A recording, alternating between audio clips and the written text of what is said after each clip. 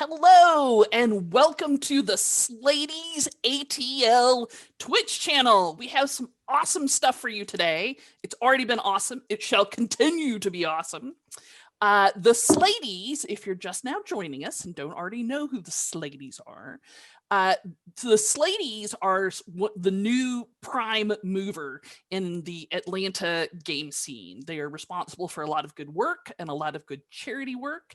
And I want to give huge shout outs to April, Nikki, and the whole crew for making the SlaydiesAtl who and what they are today. They've done some great stuff and they're going to continue to. Today's game is a charity game, and we are raising money for an organization called Girls Who Code. And there should be a link to it on the screen, as well as in the show notes below. Girls Who Code is a nonprofit organization that is aiming to increase the number of women and femme computer engineers as we move forward into the 21st century. The organization was started by a woman of color and continues to strongly support women and femmes of color. So as you're watching, if you want to throw a wrench into these lovely players' lives, you may do so by giving us a small or large donation. Additionally, if you're rooting for our heroes and they seem to be on the ropes, then you can give a little money and maybe they can get advantage or something good will roll their way. So to get right into it, let's introduce our players. Which means I got to go to a different page on Roll20. Oh, crap. So the Sladies. Yes, I even had a logo for it. And music. All right. So let's introduce our players.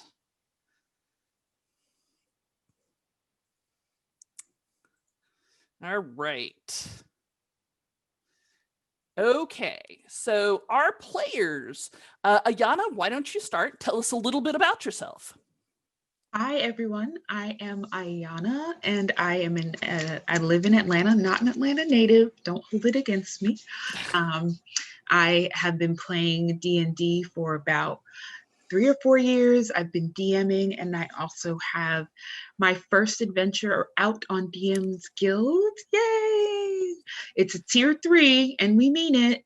Hold on to your butts. It is a snip here, a stitch there, and go check it out. I'm very excited. Should I also talk about the character I'll be playing? We'll get to that in a moment. Cool. Julia, how about you next? Hi, I am a TTRPG artist and just player. I've recently gotten into streaming, but I've been drawing it for a while. I'm really excited to be participating in this. Julia, where can people go to see your art? They can go to Drow Delphi to see some of my basic D&D art, but I also have an adult art account at Delphinian Drow. Excellent, excellent. Megan?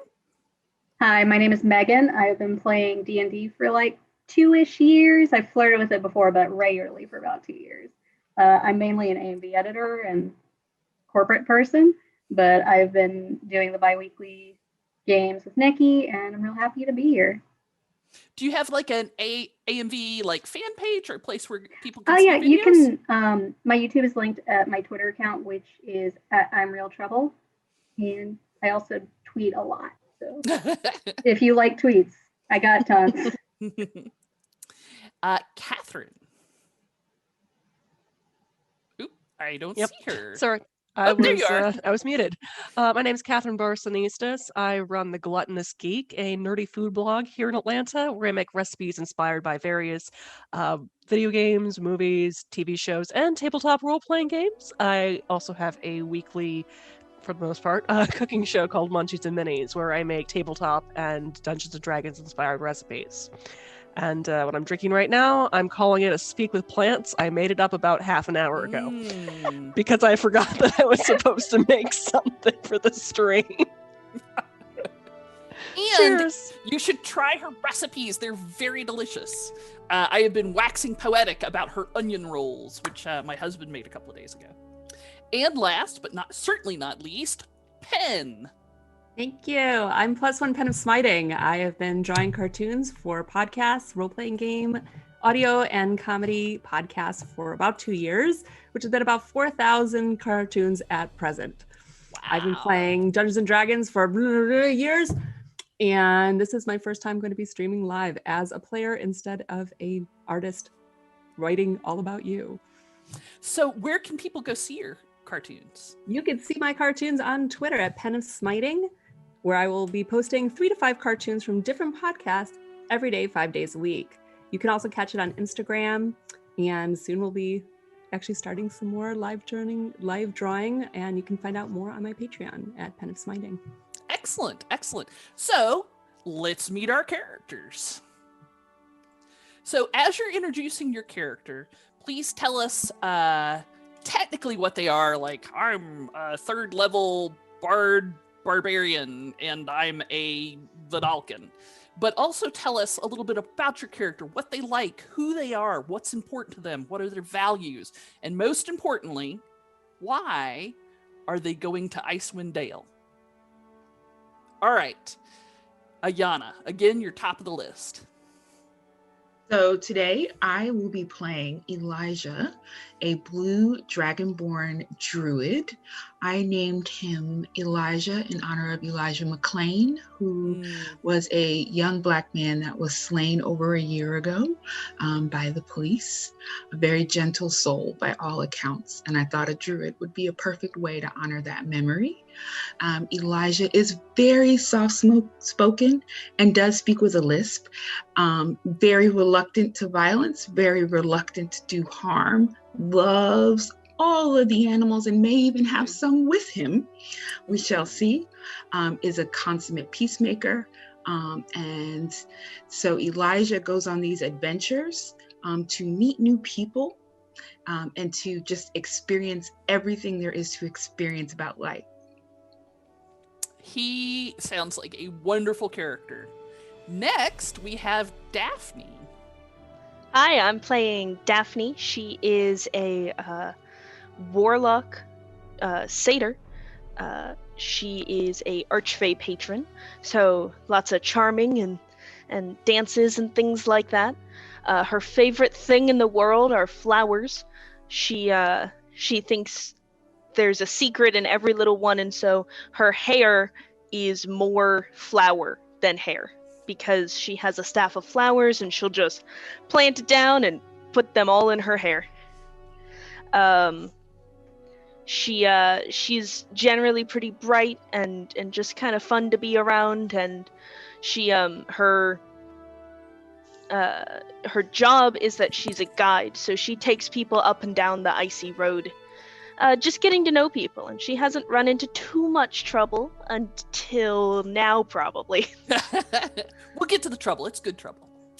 Then we have Megan playing Musketeer. Hey, I'm Trouble. My character's name is Musketeer. He's a Kenku fighter. He does not have a very wide vocabulary, and he does enjoy a good fight. He does pop off a little bit every now and then, but he's generally a good kid. He was raised by a group of swans, and his family was wiped out, so he's kind of seeking revenge, but he gets a little sidetracked, so he ended up in Icewind Dale, because people lost a little birdie. So, which brings me back to Ayanna. Ayanna, why is Elijah in Icewind Dale? So Elijah heard that there's some perpetual eve or nighttime happening here, and that possibly the people in this part of the world could use a little sunshine. Aw, okay, perfect. So we have a person bringing sunshine, we have a local guide, we have a lost burb, and then we have Clover. Clover Redblade is an adorable 3rd level tabaxi ranger with calico fur and big green eyes that looks kind of like a kitten's. She's rather small for a tabaxi, so she's a bit scrappy, mostly after being raised with 2 other adopted brothers by her 2 moms, one being a half-elf, the other being a half-orc, and of course her being the tiniest with 2 brothers. You can imagine she preferred it outdoors. She spent a long time trying to learn how to protect her brothers from anybody who would pick on them, right? No, it'd actually be more of her running outside whenever she can get a break, and that's how she became a ranger. So she is actually out and about adventuring because she's following in both of her mother's footsteps, becoming an adventurer as well. And also, it's either that or work back at the tavern where her two brothers have actually gotten a lot bigger now. Oh no. Yeah. Plus, you did be in an infinite loop of go ask your mother, and so sometimes it's good to get out of the house for that, right? Go ask your mommy. Right. And But you are my mommy. right? And Pen, tell us a little about little Uma. I'm playing Uma, who is the littlest barbarian in the north. That's what my mama calls me. And I am a 3rd level gnome barbarian. I'm a barbarian, and I have a mace, and I'm 3rd level, and I've got a weasel. Her name is Snickers, and she's a weasel. Why is she on the loose in Icewind Dale? I'm supposed to go to Ginka's house. Oh, right. Okay, so sure, you just travel the ice road to take it up to Icewind Dale to get to Kinka's house. Excellent. All right. Well, y'all have been traveling on the road together for a few days, and the ice road is a famous trail going up through the Spine of the World Mountains and into Icewind Dale. And the farther you go, the darker it gets. By the time you get into the land where it's perpetually locked in snow, even at noon, the sun is just like barely over the horizon, and as soon as you pass noon, it starts sinking below the hills. And you travel for a few days, so you get to know each other fairly well, like you would someone that you've been marching next to for, several days. You eat every meal together, you sleep every night in the same tent or same area, so you're all pretty well associated. And one day, as you are walking, you hear a rumble on a distant mountain far ahead of you. And as the rumble starts to crest, snow starts pouring down the mountain, covering the road. Oh, that's bad. Yeah, it's ahead of you, so you're not in any danger. And the trees crack under the snow as it covers the whole entire valley. And eventually the rumbling and cracking of the snow starts to slow down, but you realize the path ahead is now completely blocked. You have no idea. Daphne, you cannot find the ice road anymore. What do you do? Well, it's been a really good adventure. Anyone want to go back to the tavern? I think it might be chicken and dumplings night. You may have a point of inspiration for being sassy. Musketeer's going to point at the carnage ahead of him and go, "Snow!" Very helpfully. Oh yeah, that's a ton of snow right there. Now. Oh, it's my turn. Tree. And then there's another tree. With my little eye, another tree. Musketeer is going to kind of look down and practice the word tree. Tree. To himself. I'd like to look around near us and just make sure that no animals or anything were harmed in this avalanche. Help them get out if there's anything around, and then just also start looking for signs of maybe if there's a way around it. Make me a were any animals harmed in this avalanche check. Okay. Can I assist her with that as well? Because I am also concerned and I would like to try to climb the nearest tree to get a better vantage point if possible. You can make me I climb a tree for a vantage point check. Do I get advantage because of the assist? Sure. And is that, what, animal handling? Attention players. Attention Perception? players. Uh-oh. What There's is been it? a donation. All Yes! players have advantage. Woo! All players have advantage. Please Keep track of continue your that. game. Thank you, ma'am. Sure, I'd take animal handling. Alrighty. It's animal handling with advantage. Oh, it's same thing. Lucky 13. I think it's a 13. Okay, so you go around going, here, get it, pss, pss, pss, pss, and making appropriate calls to try and get the attention of any animals nearby. Hello? And it Hello? looks like you're okay. Like you don't see any, or you don't become aware, see, hear, smell any animals nearby that seem to have been hurt. But as you're walking around looking at the area, you look like you can no longer go forward on the ice road. Because for miles ahead it's been covered, and as you try and walk on the newly avalanche snow, you like sink below, your head, and you have to climb back out. Like your little hooves just can't, they just go right through the snow. Clearly you cannot go forward as you had planned. And as you look behind you, you see a storm coming in from behind you. You appear to be trapped between a storm and an avalanche. Oh no! Elijah, why don't you make me a I climb trees and look around for stuff check? Got a 15 on my athletics. Okay, so you ably scamper your scaly self up the tree, and as you look around, you agree. You think that you're definitely trapped, and that storm's going to be here within an hour at most. You're in a very vulnerable spot. Friends, it's gonna be really cold and really windy in a really short amount of time. I don't know if we want to like dig a little hole. I saw this once. A friend of mine told me about this. And you dig a hole and then you cover yourself and we stay warm by hugging each other. We could try that. Or is there someplace else we want to cut across maybe? I don't know. Well, But we can't go on the trail. The road is survival gone. check to see if maybe I know how to survive or make an igloo really fast. If you would like to use your advantage, you may certainly do so. Oh, Natural 20. Woot! Alrighty, natural 20. So, you start looking around. You think burying yourself in the snow might not be a good idea because those look like snow clouds coming up behind you. And if you get buried too deep, you can actually run out of air.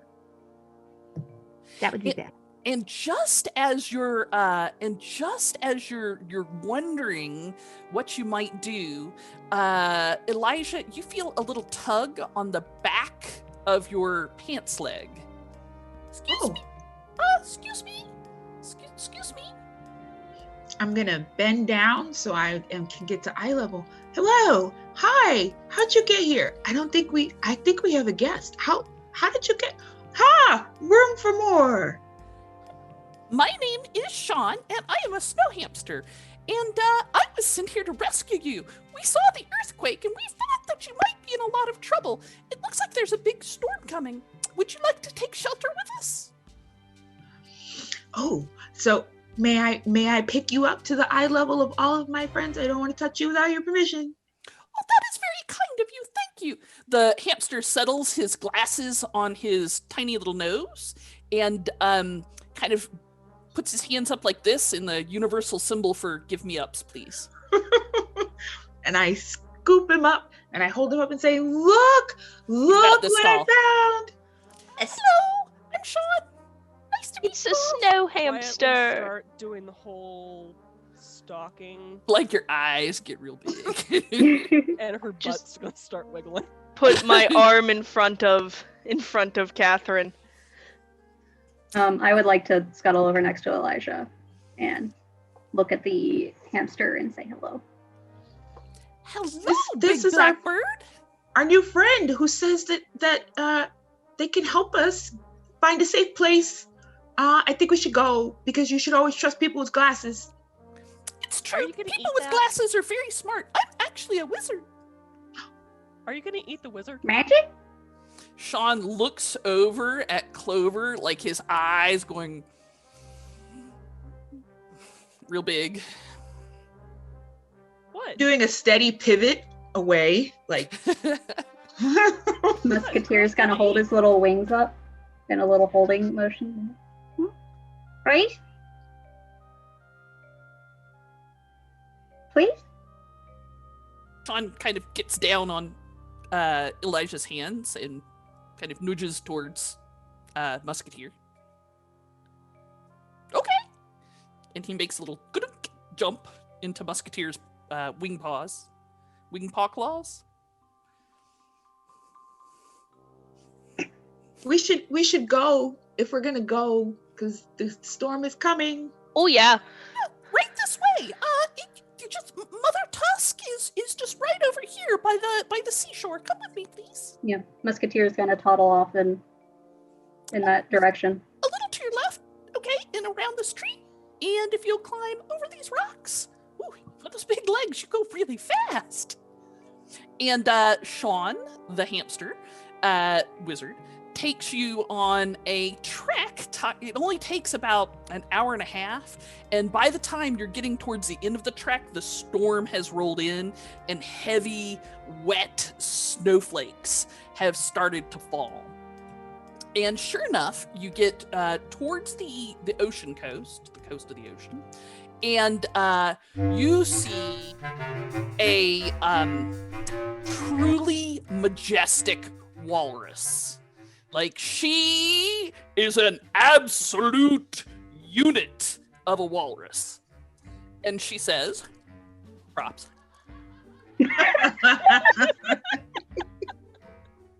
I am Mother Tusk.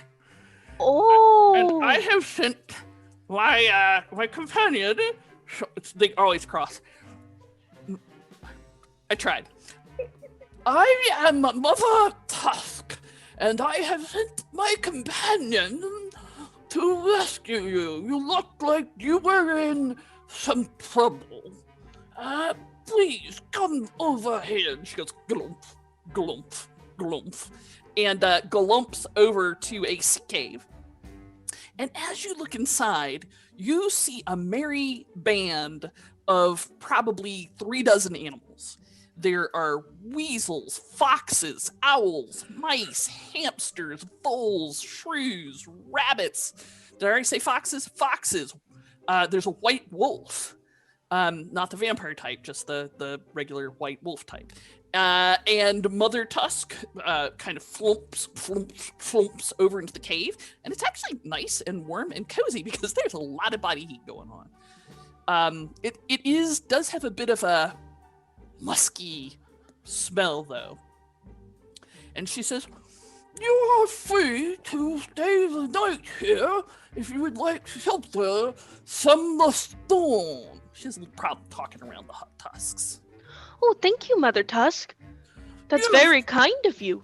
You're so very welcome. We have food if you need some. She zooms towards other, like, wherever she smells food. Well, I have asked even our carnivores to do their hunting outside the area. So most of the food we have here is actually vegetarian. And fish. Lies! There's so many lies in here! She starts meowing the song for people. Lies! Mother Tusk looks towards who looks like they're in charge. Almost small. Musketeer is a crow. Clover's a cat. Mother Tusk looks at Elijah and Daphne and says, I'm sure your rather feline friend will be polite here, won't she? Oh, she's behaved herself quite well so far. Oh, well, that's good. That's good. Oh yes, no worries, no worries. Right? I'm gonna Starts look over. sniffing out for cheese.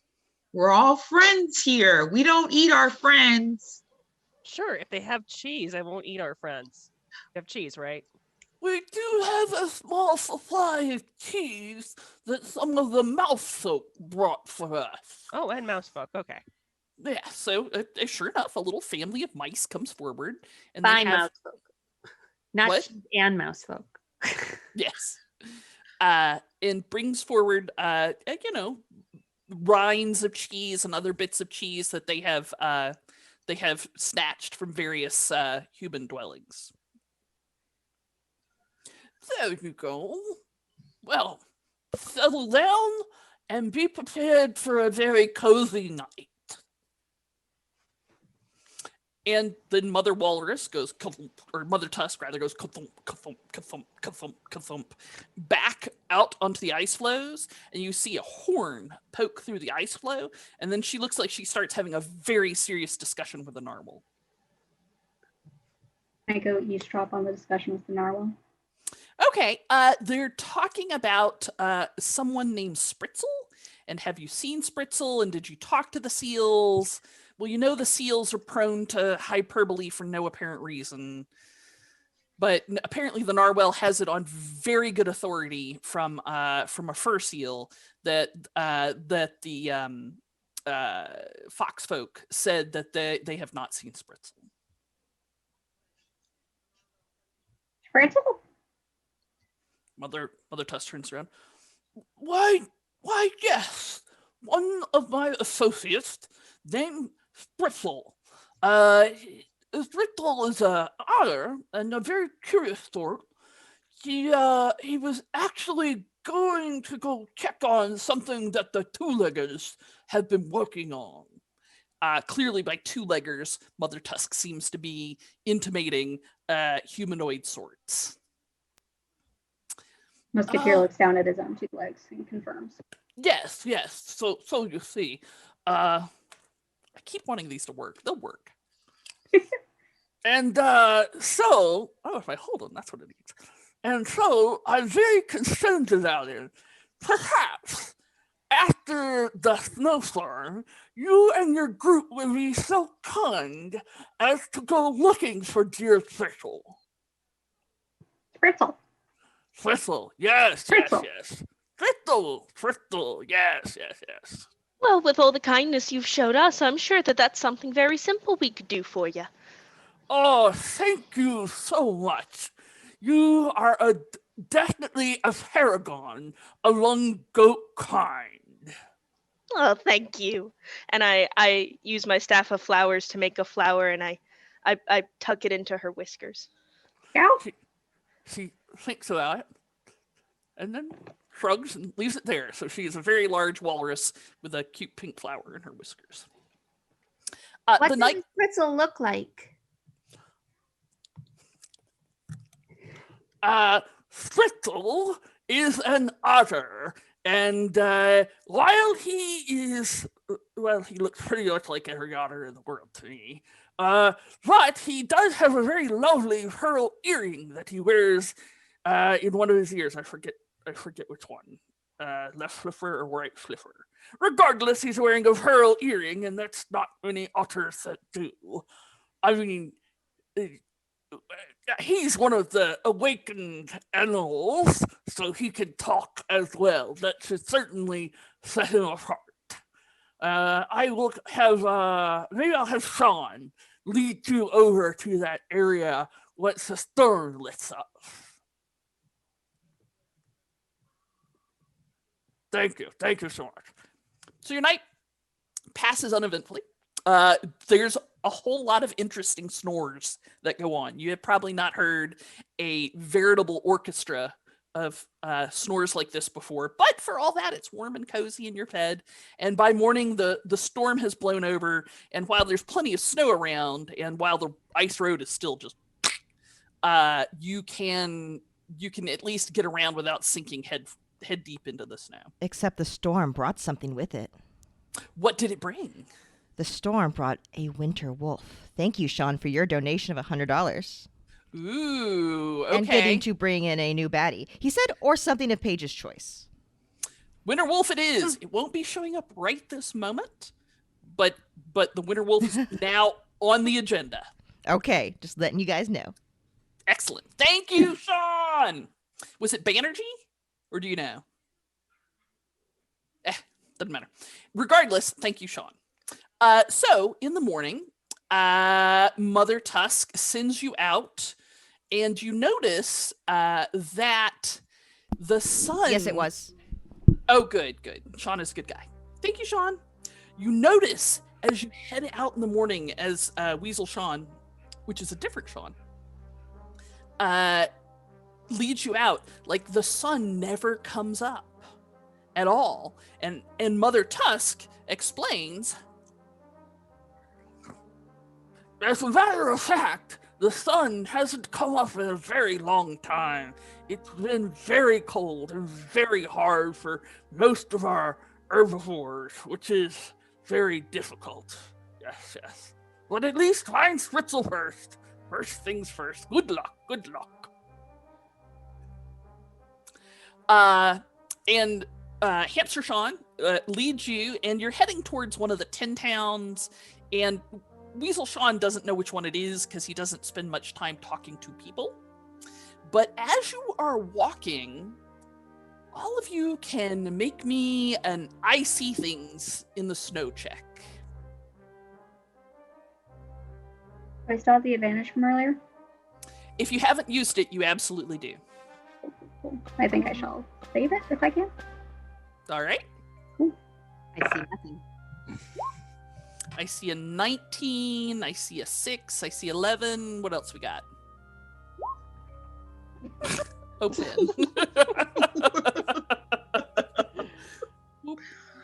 All right. I see snow. Yes. Yeah, Clover's still gnawing on cheese right now. Clearly. Yep. So Daphne, with her keen senses, notices tracks in the snow.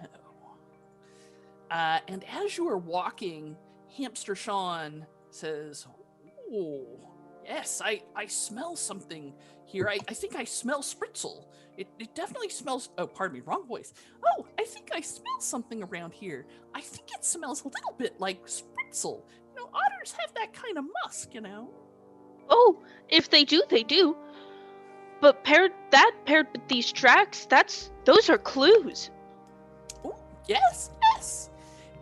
So what do you do? I think we should follow these tracks, don't you all? There's nothing else to go follow. Let's go. All right, so you start following these tracks. Like somebody could make me a what kind of critter left these tracks check if they want. Survival. I would take survival. So on my skill checks, I will take several different skills for any particular role. You just tell me what you think sounds reasonable to you. Oh, I see, y'all. God. Okay, so The dice do not like me today. you're just getting it out early. You know what? Yeah. So I think I just got a natural 20. It's like two of you got nat 20s. Yeah, too. Wow. So Musketeer, as well as who got my other nat 20s? Musketeer, Uma, and Daphne. You're looking at these tracks and you realize these are wolf tracks. But Hey, players, just real quick. yes, Everyone has advantage. woohoo!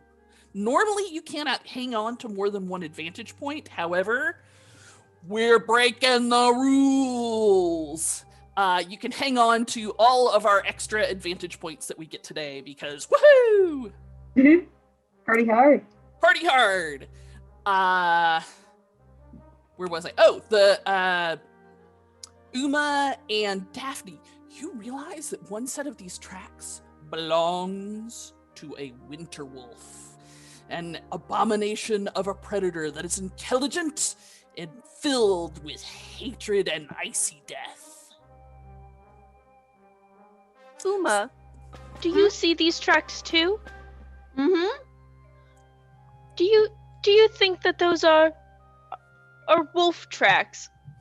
They're not otter tracks. They're not, unless it's a dire otter. Sean, No. is Spritzel a dire otter? Oh no, he's about the normal size of any otter, I guess, which is about 3 shawns long and maybe about 2 shawns wide. Understood. I think we need to be on the lookout for a big wolf. Daphne? Do you think Spitzer is lunch? Oh, let's not think about that. Okay. Sean looks at Musketeer with a distraught look on his face, and then looks at Elijah, and you can practically see his poor little eyes brimming up with tears. Oh, I hope Spritzel's not lunch. No, I mean, no, he might.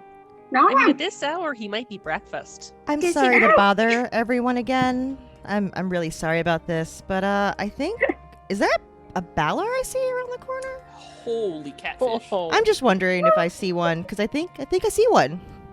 Excellent. Okay. Oh, wow. Leon. Oh boy. Oh, wow. Okay. So as you follow the tracks, ahead of you, you see several canine forms, and in front of them, you see an otter running as fast as otters can go. Man, those little legs are like he is air otter, taking off, jumping over stuff. And the otter sees like a crack in the glacier, and you notice the otter has several other otters with him, so they're doing the otter thing where they look like a bag of cats basically, and they all start sliding down these different cracks and holes in the glacier, and the wolf barks and snarls. The wolves kind of pull up to a stop, and the lead wolf, this big wolf, barks and snarls, and then the wolves start sliding down these too, and they are not built for it. And then the wolf turns to look at the group of you and says, "This is our hunt.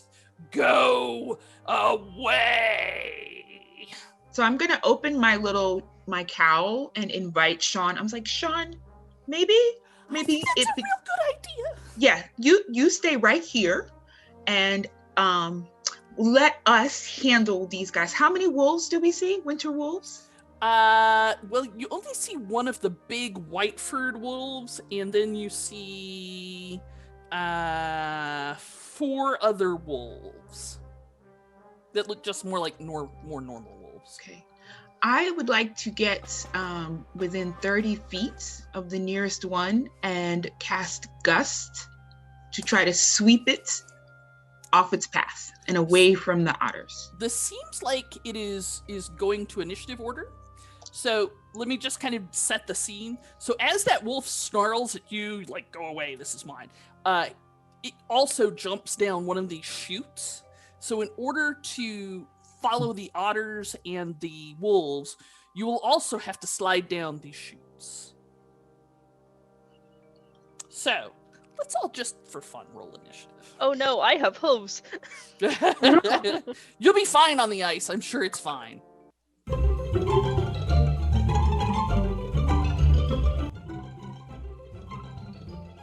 All right. Okay, this music is perfect. Yes. I don't know why I have a plus 0.15 bonus to initiative. I That's actually just a found that. tiebreaker. Yeah, that's the next tiebreaker. You can Yep. defend your character. Because I thought that too when I was putting Musketeer in too. I see. Okay. Actually, you know what? I lied. We're not even going to do initiative. We're just going to go in order on my Zoom screen. So, Okay. sorry, I got excited. So, Uma, you're going to start at the beginning. Mhm.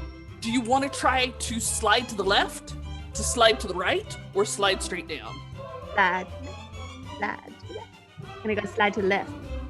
All right, make me an eye sloop and slide through the slide to the left roll. Okay. Whatever I'm you gonna think do that would be. as I think I want to do athletics. Sounds good. That's what I will do. All right, so I you will not do try- it extremely well.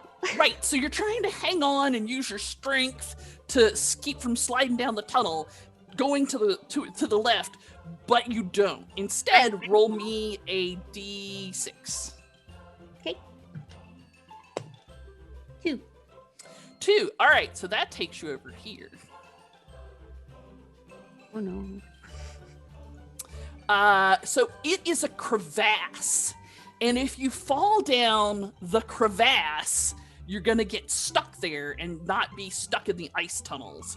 So I need you to make me some kind of I am not getting stuck in that crevasse check. I am not getting stuck in that crevasse check. Okay. Check. I will need a die roll with that. Yep. All right. You know, you do have a...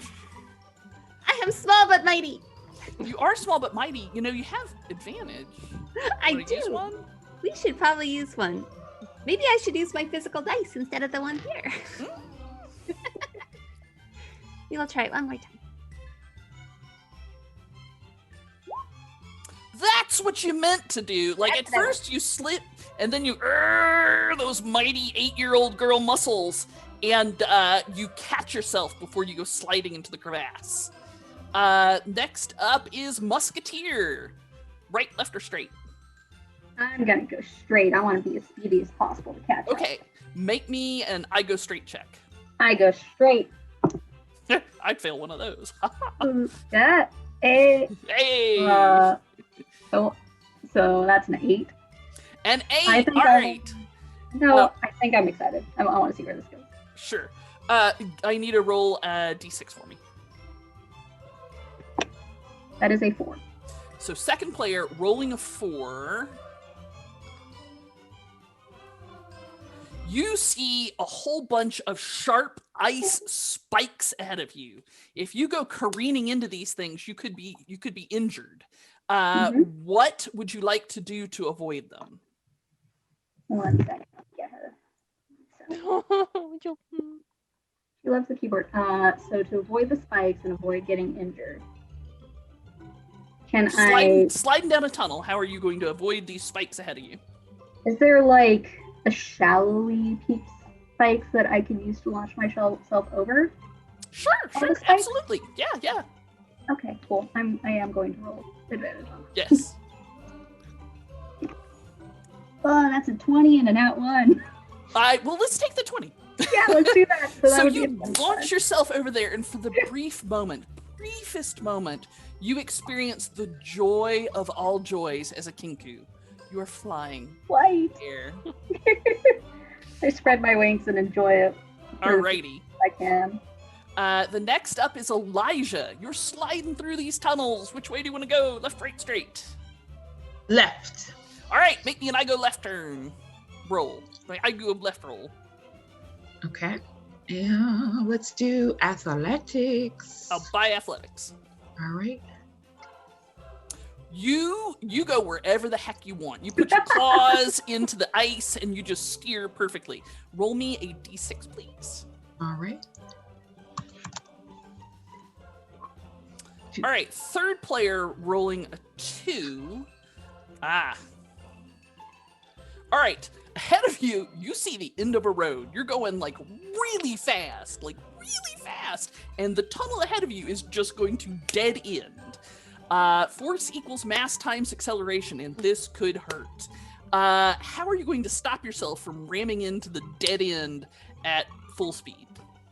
So I am going to, okay.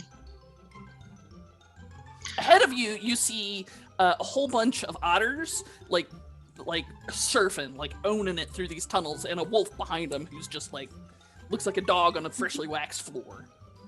So at this point, I would like to, I don't know if this is possible, DM, but I'm going to shoot it out there. I would like to shoot Gust out to kind of create like a cushion, like I'm air bending, so that it, softens the blow. Or use them as brakes, actually. Can I do that? This is like Ring Fit. This is awesome. All right, works perfectly. You cast Gust, and it's like... You hold yourself kind of up like Iron Man almost, Yeah. And so Elijah catches himself, and you can use the Gust to kind of steer down the tunnel, so you feel like you kind of have it under control. And I come to a stop with a superhero landing. Yep. So then we have Clover. So Cat on Ice. I don't know if you've ever seen those GIFs before, but they're hilarious. Yes. There's one of a cat trying to chase a koi fish in a frozen pond. Oh my goodness. Yep. Always good for a rough day. Make me an I go a particular direction check. Well, which direction would you like to go first? Oh, let's go left. Left. It seems to be the popular choice fourth, right now. Fourth one. Oh Okay. wait, no, she's a cat. I'm not gonna because the others are. Let's go right. Excellent. Make me an I go right check, despite the fact I'm sliding around in this ice tunnel. Mm-hmm. That is a 17. All right. You always land on your feet, so you manage to orient, so at least that you're paw side down, and you kind of get a chance to surf off to the right. Roll me a d6. Okay. Yeah, get back here. Cursor, too many things. Oh. 2. Okay. Oh, this is perfect. So 4th player going right, rolled a 2. All right. So you, ahead of you, you see the tunnel, and it's going down into a pool of icy cold water. Nope. Kitty claws! So, explain to me how you are going to stop yourself from going into the dunker. With my adorable little kitty paws and claws. All right, so as a tabaxi, you just extend your claws, and you have a climbing speed. So you manage to stop yourself, and it's like one hind paw goes to touch the water, but that's it. That's it. She yowls in dissatisfaction. I mean, like you do. But It's cold. But you do the shake to get it off your hind paw. But then you and ice climb out of there. All right, Daphne. You start sliding down there. Your hooves can't find any purchase. Left, right, or straight. And then make me I go left, right, or straight. Oh, I think you're muted. Sorry. Okay. I'm gonna just slide around and I think I'll just go straight because I'm just trying to get my footing and Okay. and just stay upright. All right, so right now you are actually sliding down this tunnel tail first with hooves just flailing at that point. So make me a check to control your descent and get yourself going in the direction you like. I will let that be an acrobatics check. Okay. All right, you nimbly, in a goatee style, channel the power of your mountain goat kin and manage hopping. and manage to get your hooves kind of so you've got like rails almost. So you don't have a choice of where you go. So you end up going to the grabber. All right, so the tunnel narrows in front of you, and it's Daphne-sized, but only barely. You think if you slide through it, surely a piece of your gear will get hung up and then pulled away from you, and you will surely never see it again. How are you going to get through the gear grabber? I think I would like to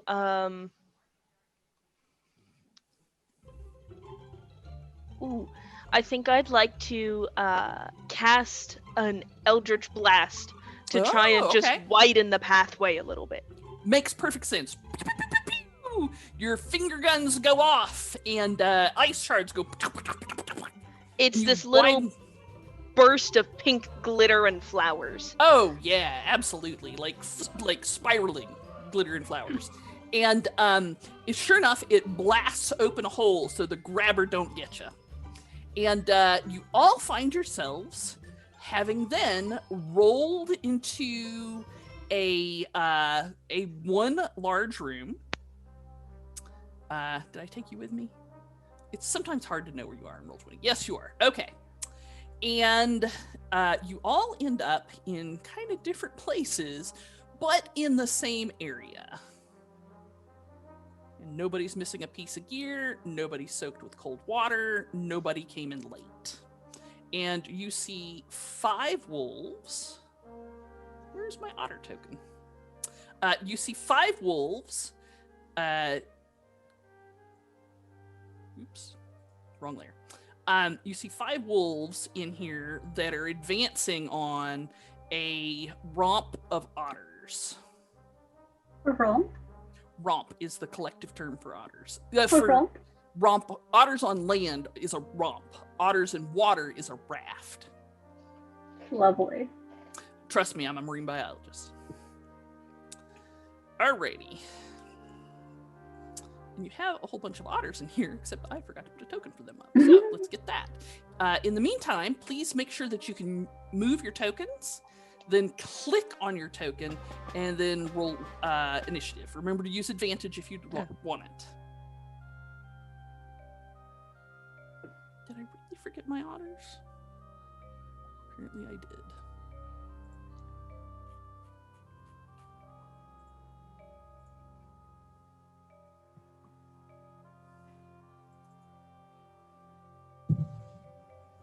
I ought to remember them. So I cannot move my token. Oh, okay. Let me. Neither can I, unless I'm just not doing this right. Elijah.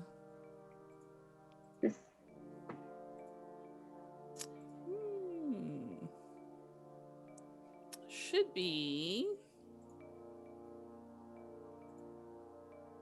All right. Have you? Oh, no, that doesn't work. Oh, because I haven't put the token thing in your journal. Oh. That would be why. All right, now to give it a shot. Okay. Who else could not use theirs? Me. Oh, sure.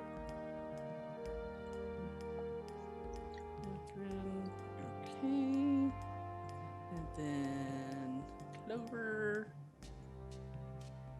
All right, now give it a shot, Catherine. Does it work?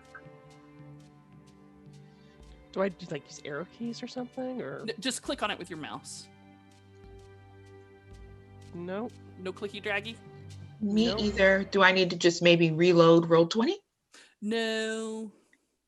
Oh, sorry, I saw the thing I did wrong.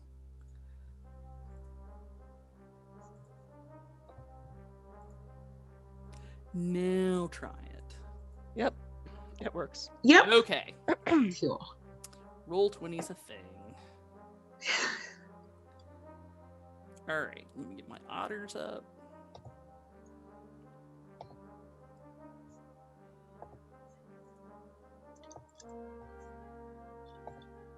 Daphne, do you have Speak with Sea Puppy?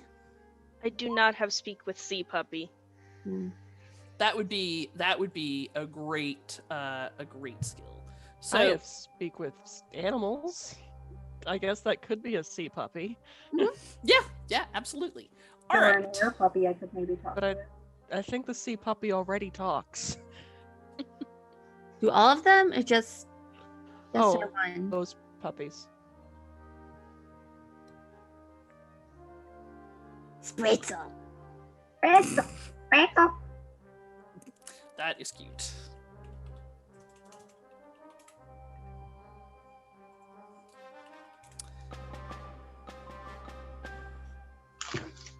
Right. That was lousy.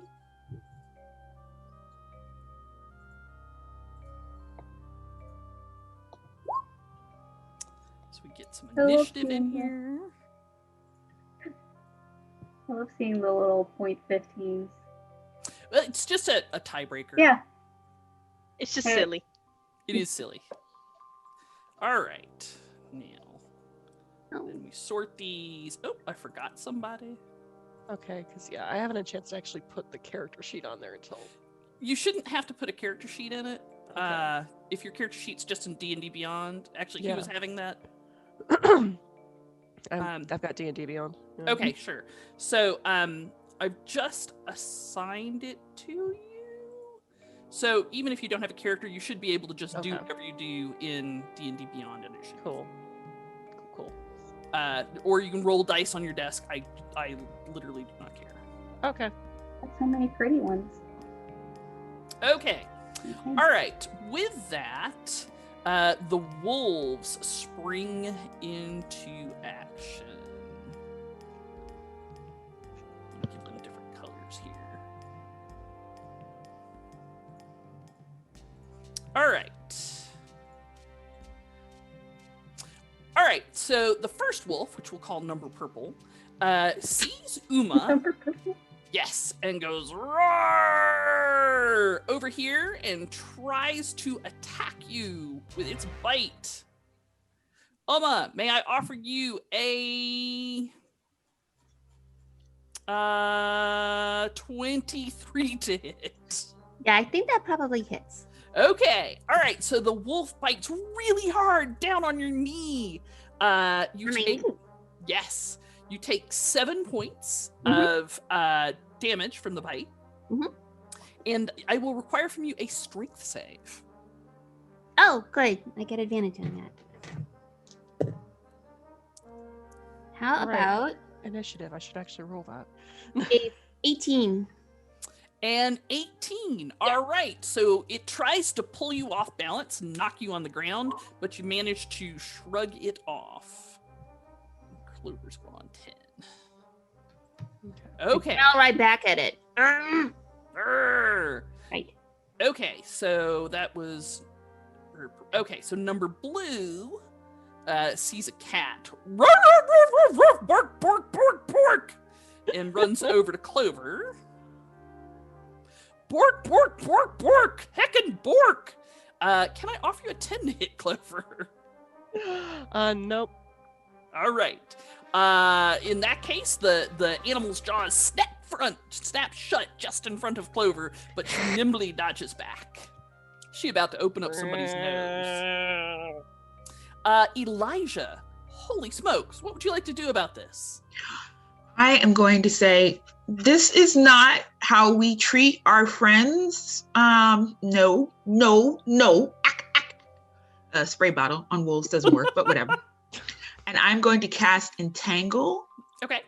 For a 20-foot square center here, which I think should capture those 3, red, green, and the yellow. 20 feet should grab purple too, and it does hit. Oh wait. If I cast it, yeah. 10, 20, you said it was 30 feet? 20. 20-foot radius, so 40 feet. Oh. Is it 20-foot radius? No, it's a 20-foot square, and I'm going to gotcha. To display. Oh, I see. Yeah, you're right. My math is wrong also. Okay, so yeah, so that's the size of your square. Can you see the green square on there? Yes, ma'am. So you could get these 3, you could get these 3. That's what I'm going to do. The ones that are still out there and possibly could attack our, what do we call them? Sea puppy friends? Sea puppies. Yes. And it's a strength, DC strength. Okay, and do I make that on my turn or just now? A creature. Strength saving throw now. So I make you 3. All right, I'm pretty strong. 12 is the number. All right, so 2 of them make it. I'm going to put a marker on this one that tells me they're entangled. If I forget, please remind me. Okie dokie. There's a web marker on it. Alrighty. Then we have wolf number yellow, who made their save. Hello, players. Yes. And wonderful DM. Yes. I feel like another baddie's going to appear out of nowhere. That is up to Paige. Thank you for your donation. DM's choice. Okay. Thank you. Cool. All right. Gotta keep eyes on this.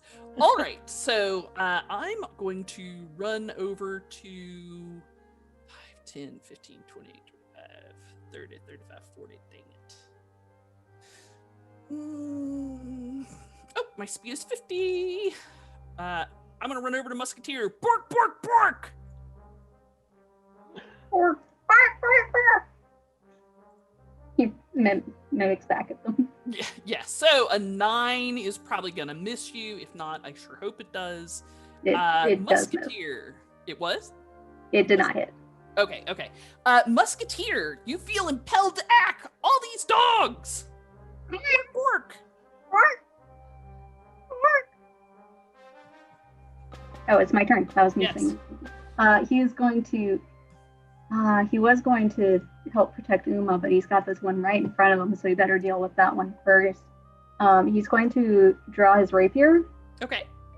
And try to fend it off. Alrighty. And that is a 24 to hit. That'll hit everything in this adventure and in the next one. All right, so that's 1d8 plus 3. Like they say, if it starts with 2, it's good for you. That's 11 points of damage. 11 points of ouch. Okay. Yeah. He's good with a sword. Is. He is a musketeer. He's good with an S word. Yeah. Mhm.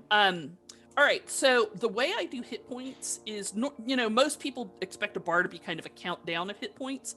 I'm actually doing a count up. You should be able to see a little number over their heads, or maybe not. All right. Regardless, he's taking 12 points of damage. All right. 11. Daphne. Oh, 11 points of damage. Yeah. Is the big wolf here? Yes, the yellow one is actually the big white wolf that talked to you. Okay. I would like to move here, sliding as I do so with my hooves, and I am going to, with my birch staff that has a lantern on the end of it, I'm gonna swing that around, and the yellow golden light lights up the cavern, and I'm gonna cast Hex on the big white wolf. And All right. in the same swirling motion that my golden hex starts to surround him, I am also going to cast an Eldritch Blast. Okay, he's got a little symbol on him that's a hexagon for Hex. So. Okay. And with Hex, I'm marking that he has disadvantage on strength ability checks. Remind me of that if I make one. Will do. All right. So there's the Eldritch Blast. All right. 13 to hit. He's fast. He slips out of the way of your attack. But you do, unfortunately, notice at the end of the turn, the floor that you thought was like ice ain't. Or it is, but it's only like that much. And you go through the ice. Oh no! And you are soaking wet. Bork, players. Bork. Bork. Thank you, Ben, for getting us to our goal. His message, yay Paige, more bork, and heckin' good doggos. So, yeah, bork, everyone. And thank you, Ben. We hit our goal. Bork. You know what Ben really likes? He likes a rude. Can we give him a group? Ooh, there we go. I can hear him howling downstairs. It's very adorable. Alrighty. So Daphne, I think that's the end of your turn? Yes. Okay. Clover. All right. Clover's not happy with this dog up all up in her business, so she's first gonna swat at his nose with her claws. Sure. And then attack him with a short sword. So bring it on. Okay. There's the claws. I do not. There we go. So again, the doggo is fast. Just jumps right out of the way. Okay, and no, I don't need. Oh, I guess I could go. No, I can't. Okay, Colossus Slayer. Not quite there yet. Okay, does a 19 hit? Yes. 19 definitely hits. All right, so you bop the doggo on the nose with your short sword, and it yelps in pain. Okay. Okay, so next we have another wolf. Uma, you are on deck, so that is number green. Number green is going to run over to Elijah. Bork, and try to bite ya. But with a 7, its jaws snap shut, missing you as it clumsily skates on the ice. Uma, what would you like to do? I would like to bash it. It's a bad dog. Are you going to get angry? I'm going to get angry in a bit. I was trying to hold my temper. Okay.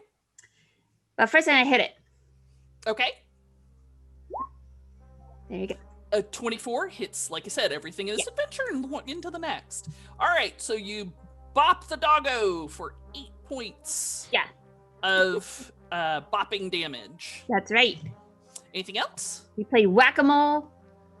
Alrighty. Bad dog. You done with your turn? Like a move, bonus actions? No, I would like to temper. Okay, fair enough. I would like to rage. Oh, you would?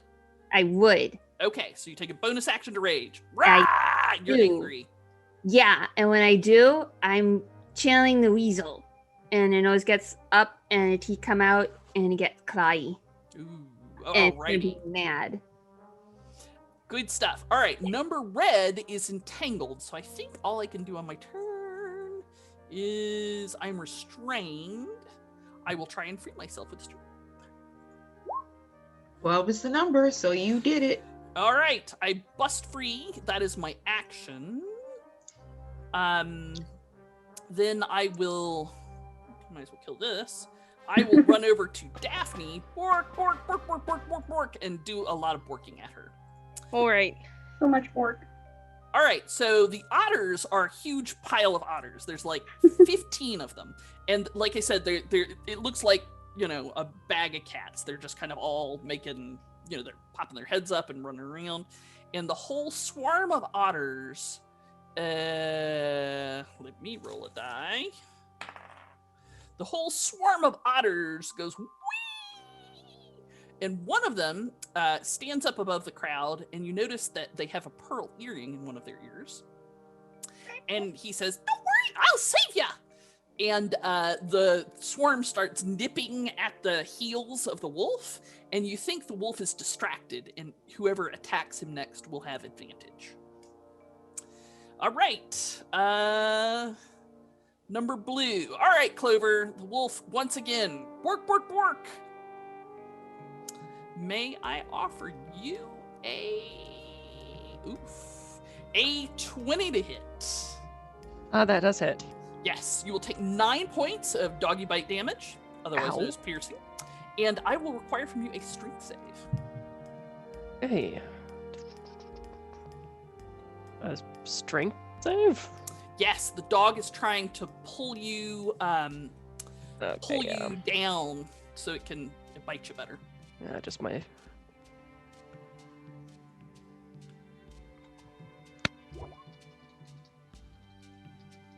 It's a 15 to it? Oh, 18. Oh, yeah.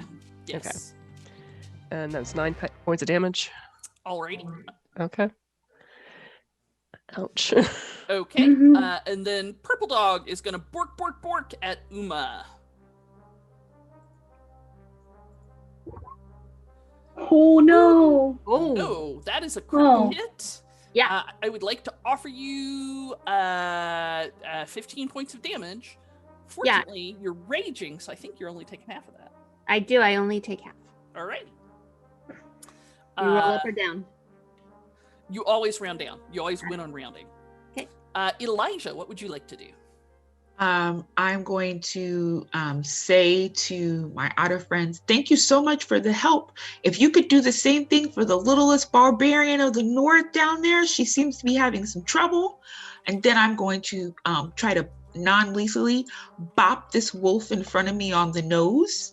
Okay. And I'm going to use my advantage because the otter gave it to me. Alrighty. I offer you a 16. A 16 will hit. And I'm going to say, bad, bad doggy. Fair enough. Alright. Okay. So that was Elijah. Then we have... Also, just to let everyone know, all players have advantage again. Thank you, Greg. Oh, thank you very much. And anytime you're wanting to take a break, please let us know.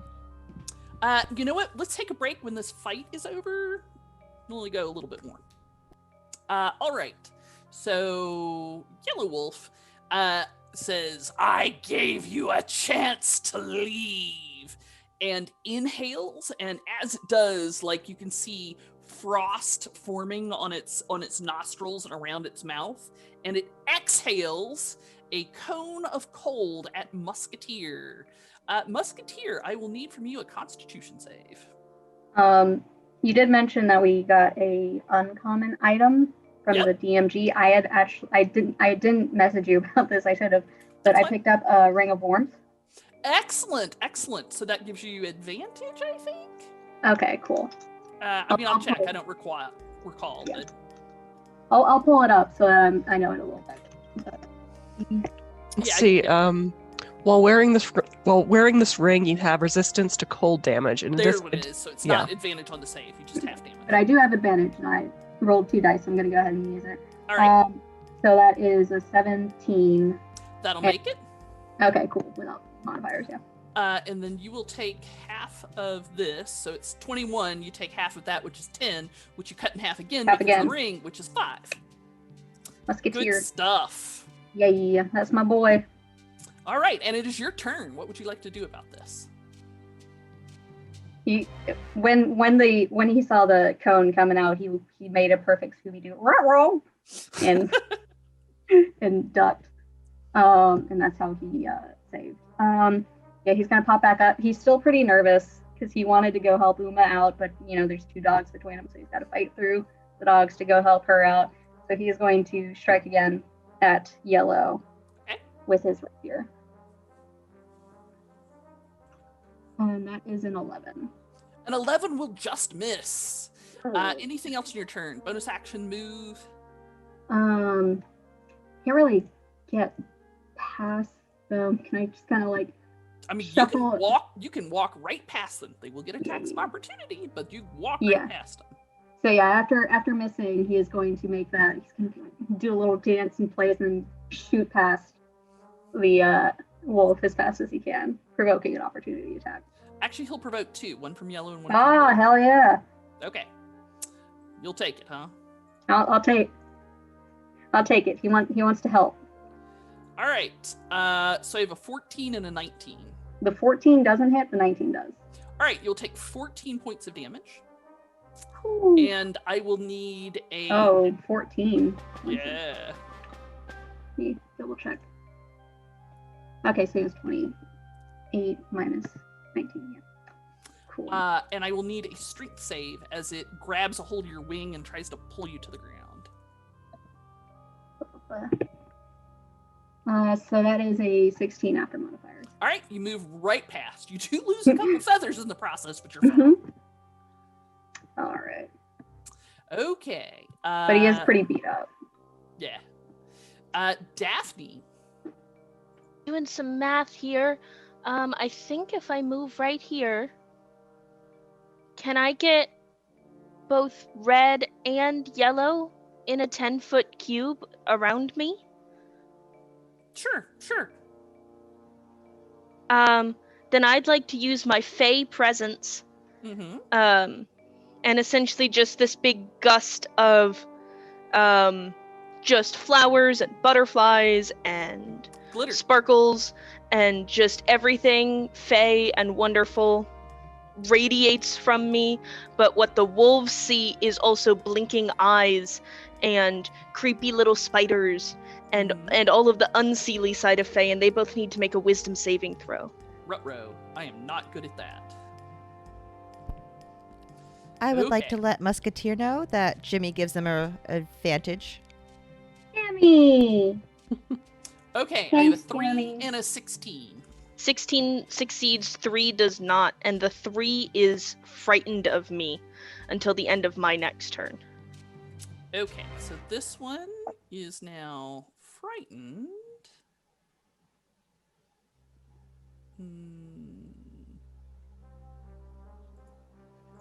Okay, I am scattered, covered, and chunked.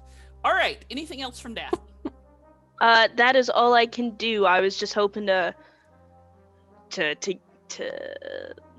lighten the attacks against my friends here. Yes, put the fear of Daphne in them. Oh yeah. All right, Clover.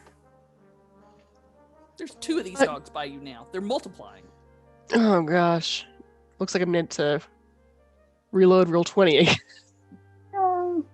Okay. Because I only see blue dog on me. Well, yellow's 5 feet away. Oh, okay. Right, I'm gonna once again try to get blue dog out of my face. Right. With both swords this time. So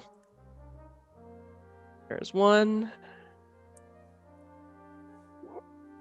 18 hits. I will take 8 points of damage. And there's the second one.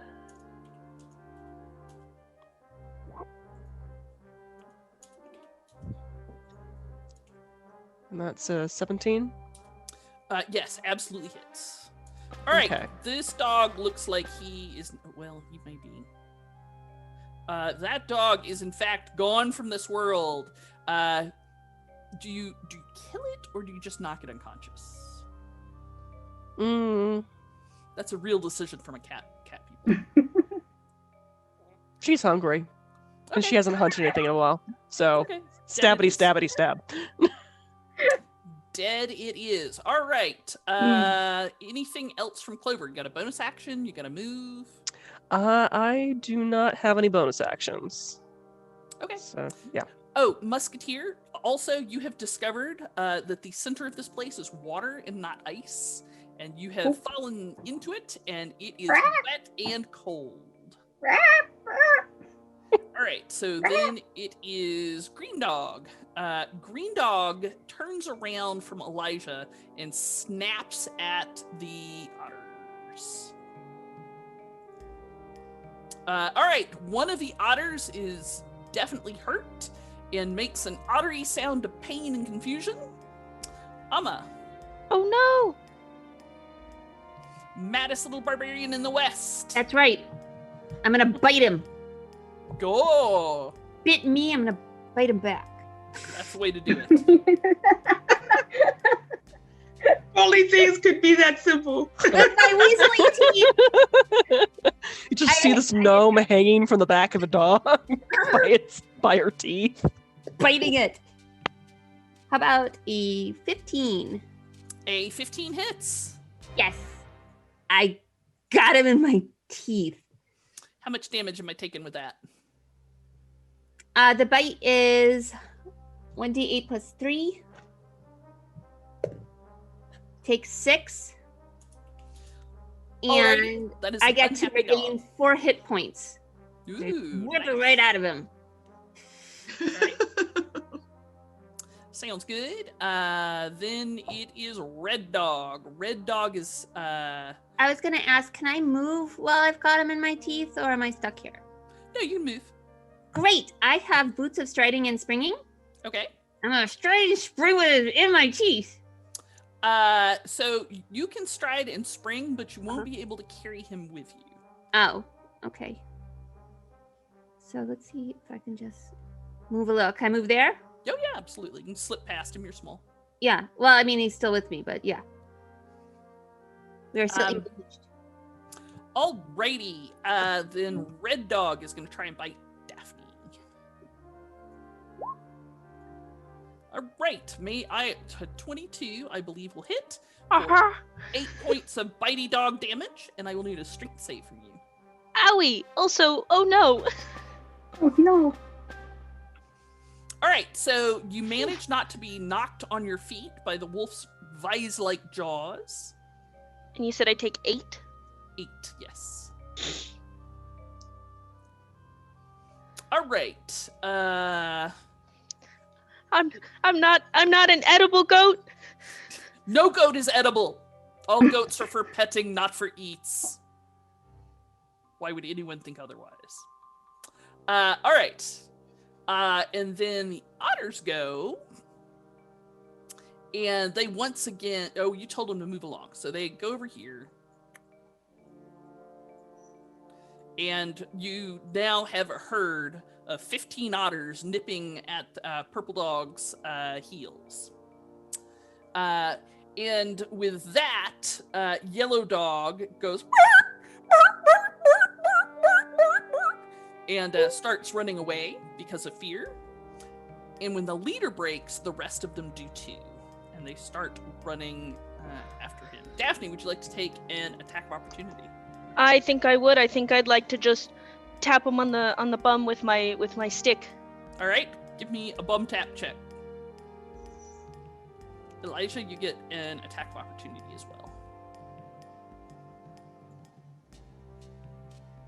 That is 15. All right, how much damage am I taking?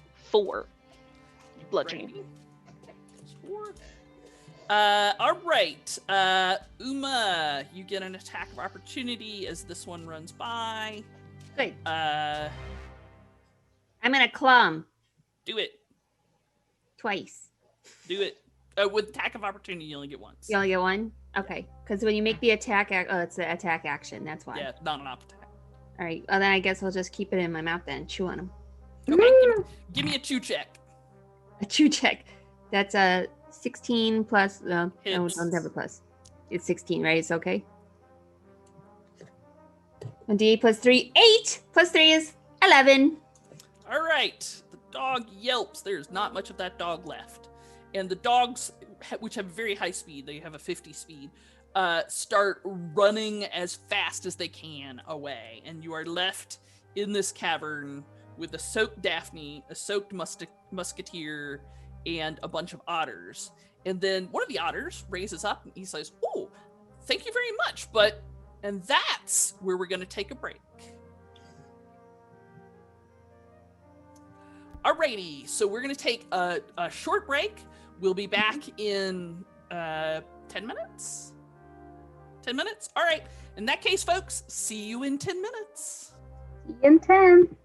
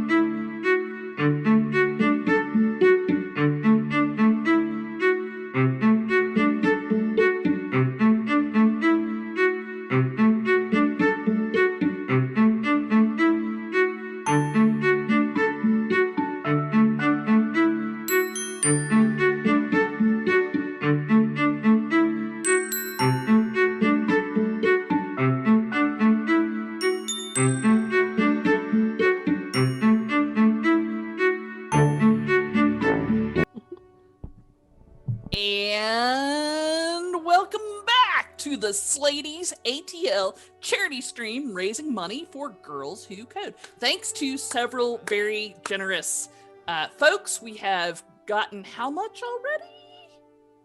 What's our total there, Captain? Nick? We're about 1,030 right now. About 1,030. Excellent. So that money's going to Girls Who Code, which is an organization that helps women in FEMS help to earn their engineering degrees, computer science degrees, and with particular support to women in FEMS of color. So, our heroes have been rescued on the ice road by a talking walrus named Mother Tusk and her cadre of talking animals. And they have just rescued an otter named Spritzel after a fight with a pack of evil doggos. The one otter that got bitten, how's he doing? How's it doing? Is it looking It's limping on one foot. okay? It's boo-boo. So the one otter kind of stands up and he's like, "Oh wow, y'all look really cold. Are you okay? We saved you. Don't worry, we saved you."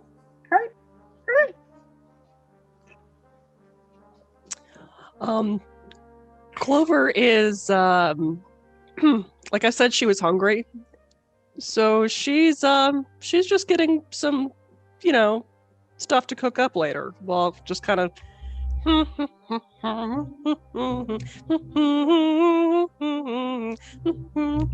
I want to taste these salmon bits, or I lose my. What?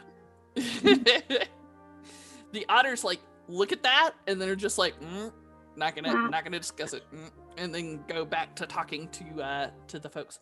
Yeah, we saved you from those big doggos. Don't you worry. Thank you. We're here to help. Oh, good. Yeah, we were just looking in on the two-leggers for Mother Tusk. She was worried about you. She sent us to look for you. Oh. Spritzel. Well, we were doing Spritzel. That's right. We were doing just fine. These are my pals. And the otter kind of drapes his arms over some of the otters nearby.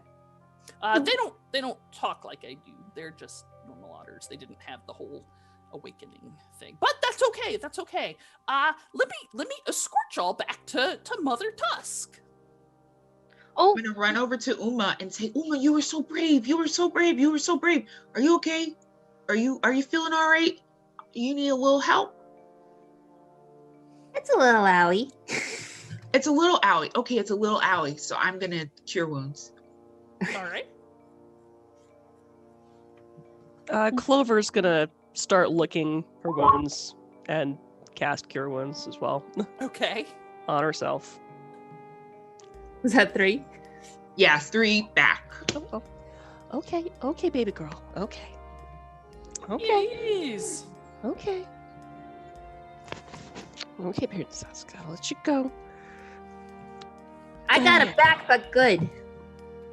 Back. You does did. anybody know how to wrap a little wound? I'd feel bad to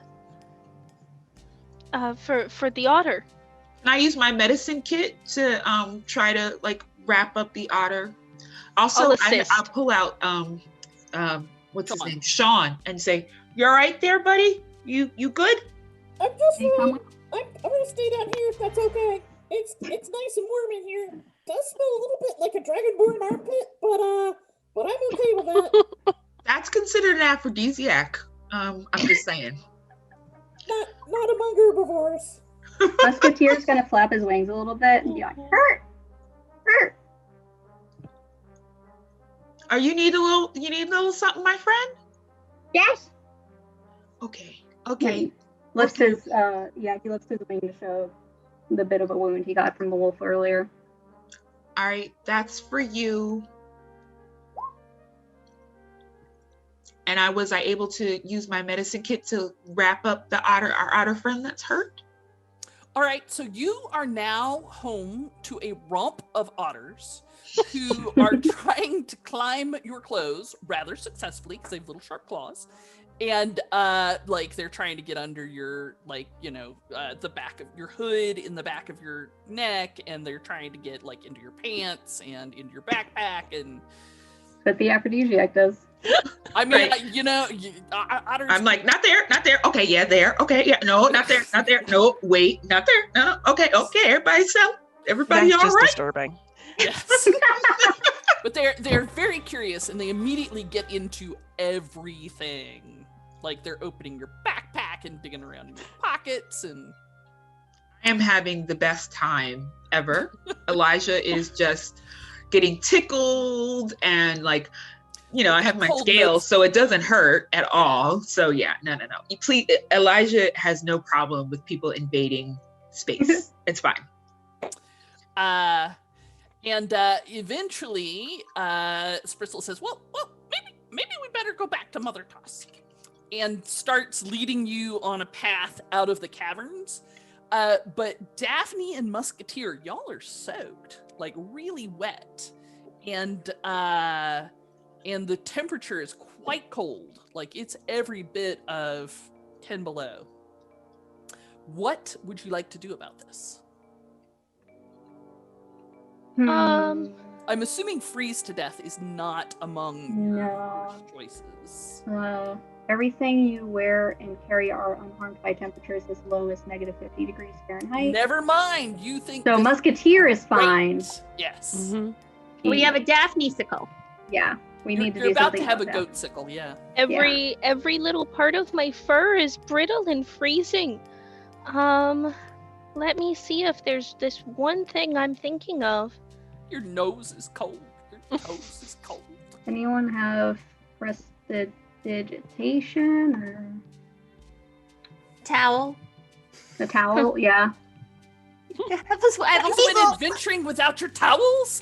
What is this? Kurt, towel is.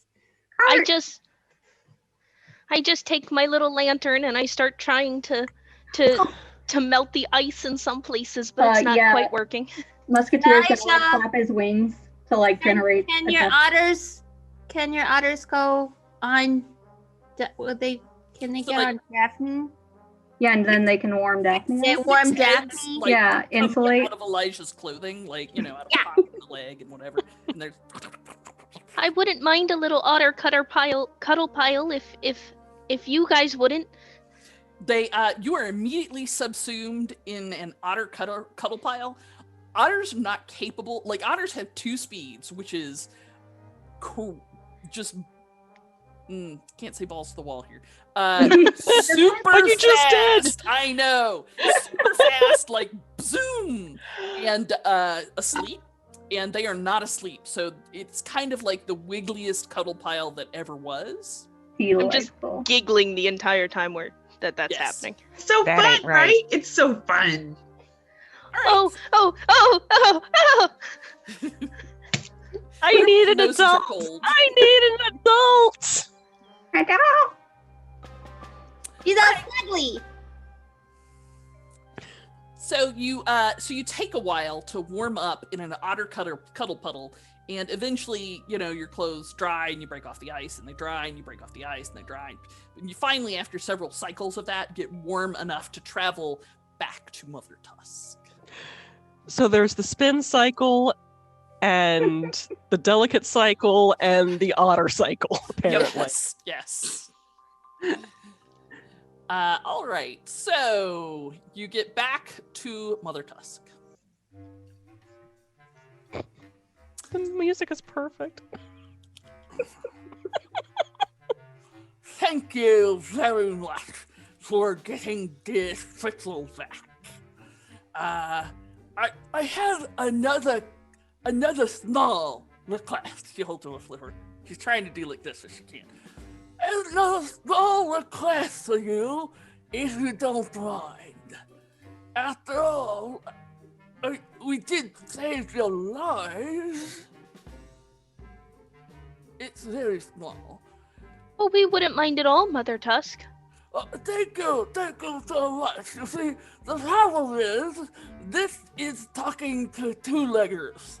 And sometimes when we talk to the two-leggers, there are misunderstandings, and given that you are all of that persuasion, anyway, it might be easier for you to talk to the two-leggers. Musketeer is gonna tap his chest with his wing and go, "Me talk." Yes, exactly. You talk to them. The thing is, there are several more talking animals in this area. There was a druid here who gave many of us the gift of intelligence and speech. And not all of us, as part of my autonomous collective, which many are, of course, but some of these two-leggers have been hunting some of the animals that I am privileged to represent. If you would be so kind as to talk to the two-leggers and ask them to knock it the hell off, I would be extremely grateful, if you don't mind. Musketeer is going to clear his voice and go, "Knock it the hell off," in mimicry. Yes, exactly. Perhaps you don't speak first, Musketeer. Yeah? Okay, that's fine. Yeah. Oh, but Musketeer does an excellent job. Well, I'll let you two-leggers figure it out. Us two flippers, and she rolls over and flips her flippers around. Us two flippers aren't so good with that.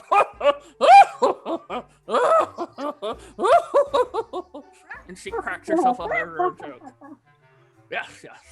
But first, rest the night, and then tomorrow I will have Ollie show you over to where the two-leggers are, if you don't mind. Ollie, come here. And then a white winter owl flies over and sits down on Mother Tusk's back, and its back is to you, and it spins its head all the way around. Oh, good. I'm tangled. And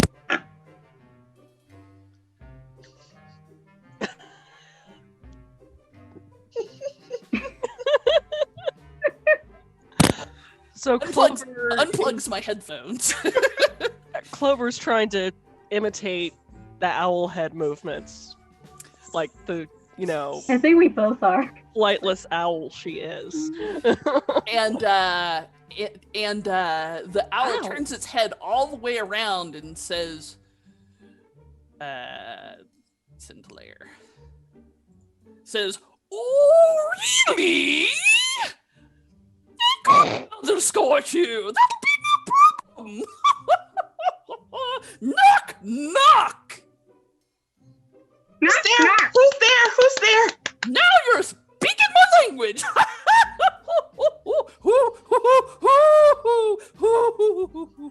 The owl cracks herself up. So you're allowed to spend the night and take a long rest, which means you get hit points back, you get your resources back, blah blah blah blah blah. But the whole time, Ollie is telling you jokes, and they're all about that quality. She thinks she is hilarious. I'm gonna cook some dinner. Musketeer thinks she's hilarious too, and he's going to repeat the joke back to her as if they knew jokes.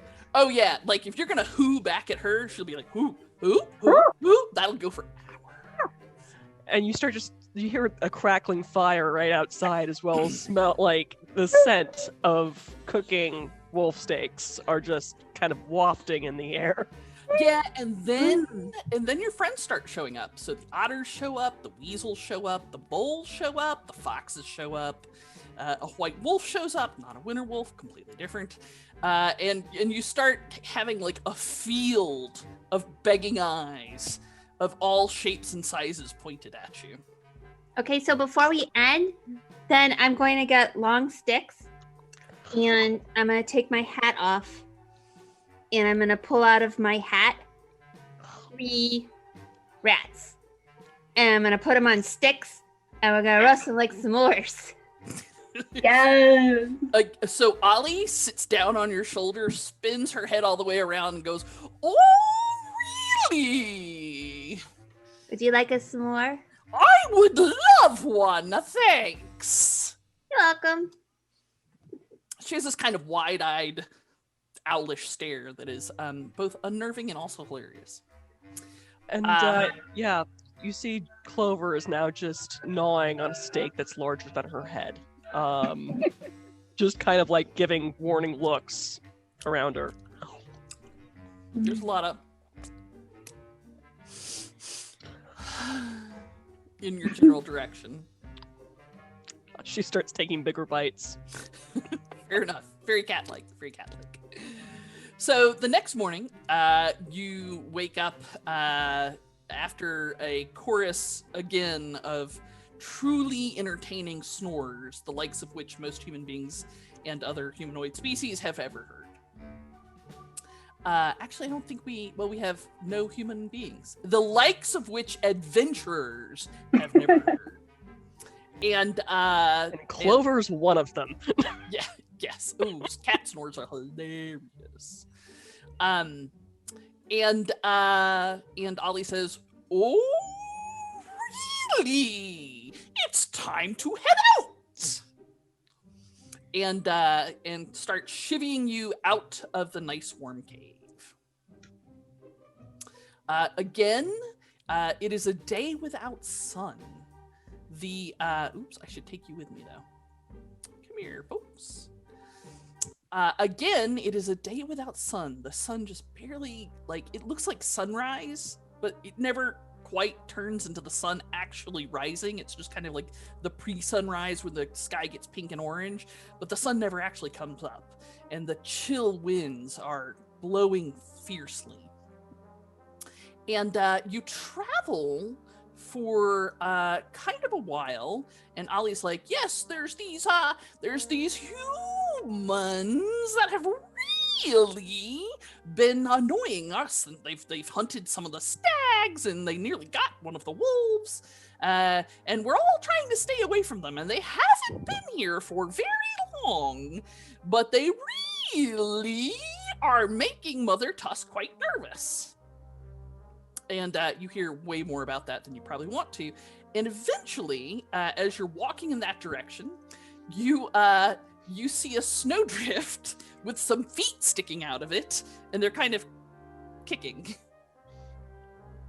She starts batting at the feet. Yeah, can we go pull it out by its feet? Well, you can certainly try. As you walk over there to pull the feet out of the snow, I would like a I see hidden things check. Second. It's an 8 plus. So that's a 10. That's a big nope. Poor Clover. Yikes. She is distracted by the kicking feet. She just wants weird. to play. That's some She good relates bed it, mice the going least on gets her there. just down, wants and to- that's it. No. She's just batting at the feet. She's having the grandest time. Fair. All right, I am missing someone. Looks like Musketeer? I rolled a 10. A 10. Okay. Unfortunately, as Clover goes over there to bat at the feet, she is completely unaware that something lurks beneath the snow. And as you go over there, these big steel jaws come out of the snow and go snap right on her hind paw. Oh. Yes. Or at least it tries to. Let's see if it actually does.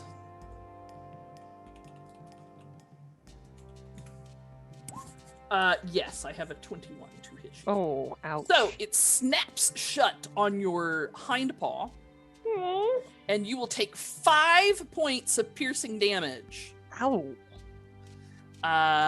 What would everyone like to do? It's a trap! Correct. Yes, that was very helpful. Oh, get me out of this. Okay. Um, And I would want to take one part. If somebody else could take another part, maybe we can.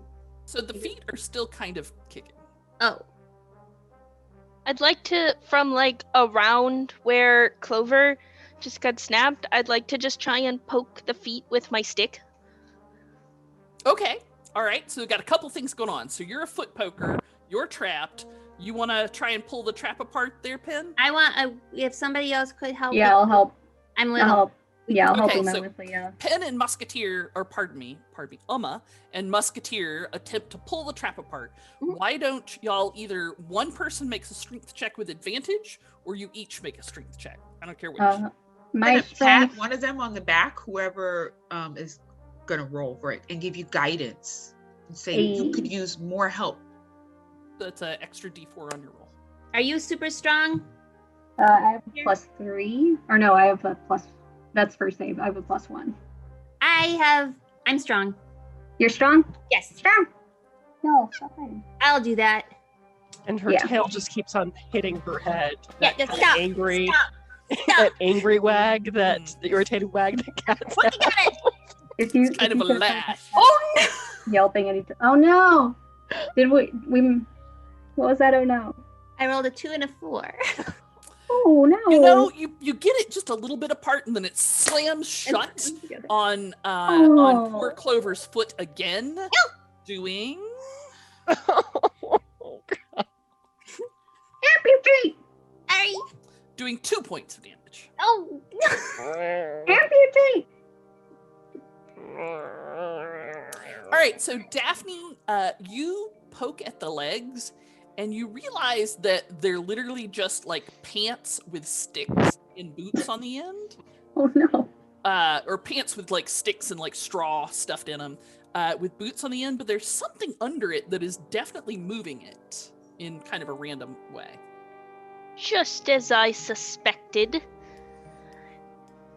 Come out! We know you're there! All right. A small, curious creature comes out. It looks somewhat like that. Yana knows what it is. And it looks at you, it tilts its head to the side real curiously. Talk! Don't hurt him. Don't hurt it. Don't hurt it. Don't hurt it. Don't hurt it. They don't mean any harm. They don't mean any harm. I'm sure we can explain the situation. Don't hurt it. Oh, I love won't these- hurt it. It looks at you and it kind of pokes the stick, and the stick kicks again feebly. You were just having a bit of fun. I know. Did you do this? And I point to Clover. Did you do this though? Did you do this thing here? It shakes its head silently. Ooh. Okay. Can you help us? And you notice that one of its feet is tied with a piece of silver string and tied to the claw trap. I'm gonna move towards the silver string. Well, let's do this. Can I do some kind of check to see if I know what this silver string means? Bring it on. Okay. It looks at Elijah as he comes over. Talk.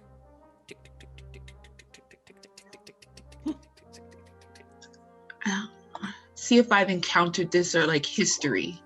Sure. Okay. Yeah.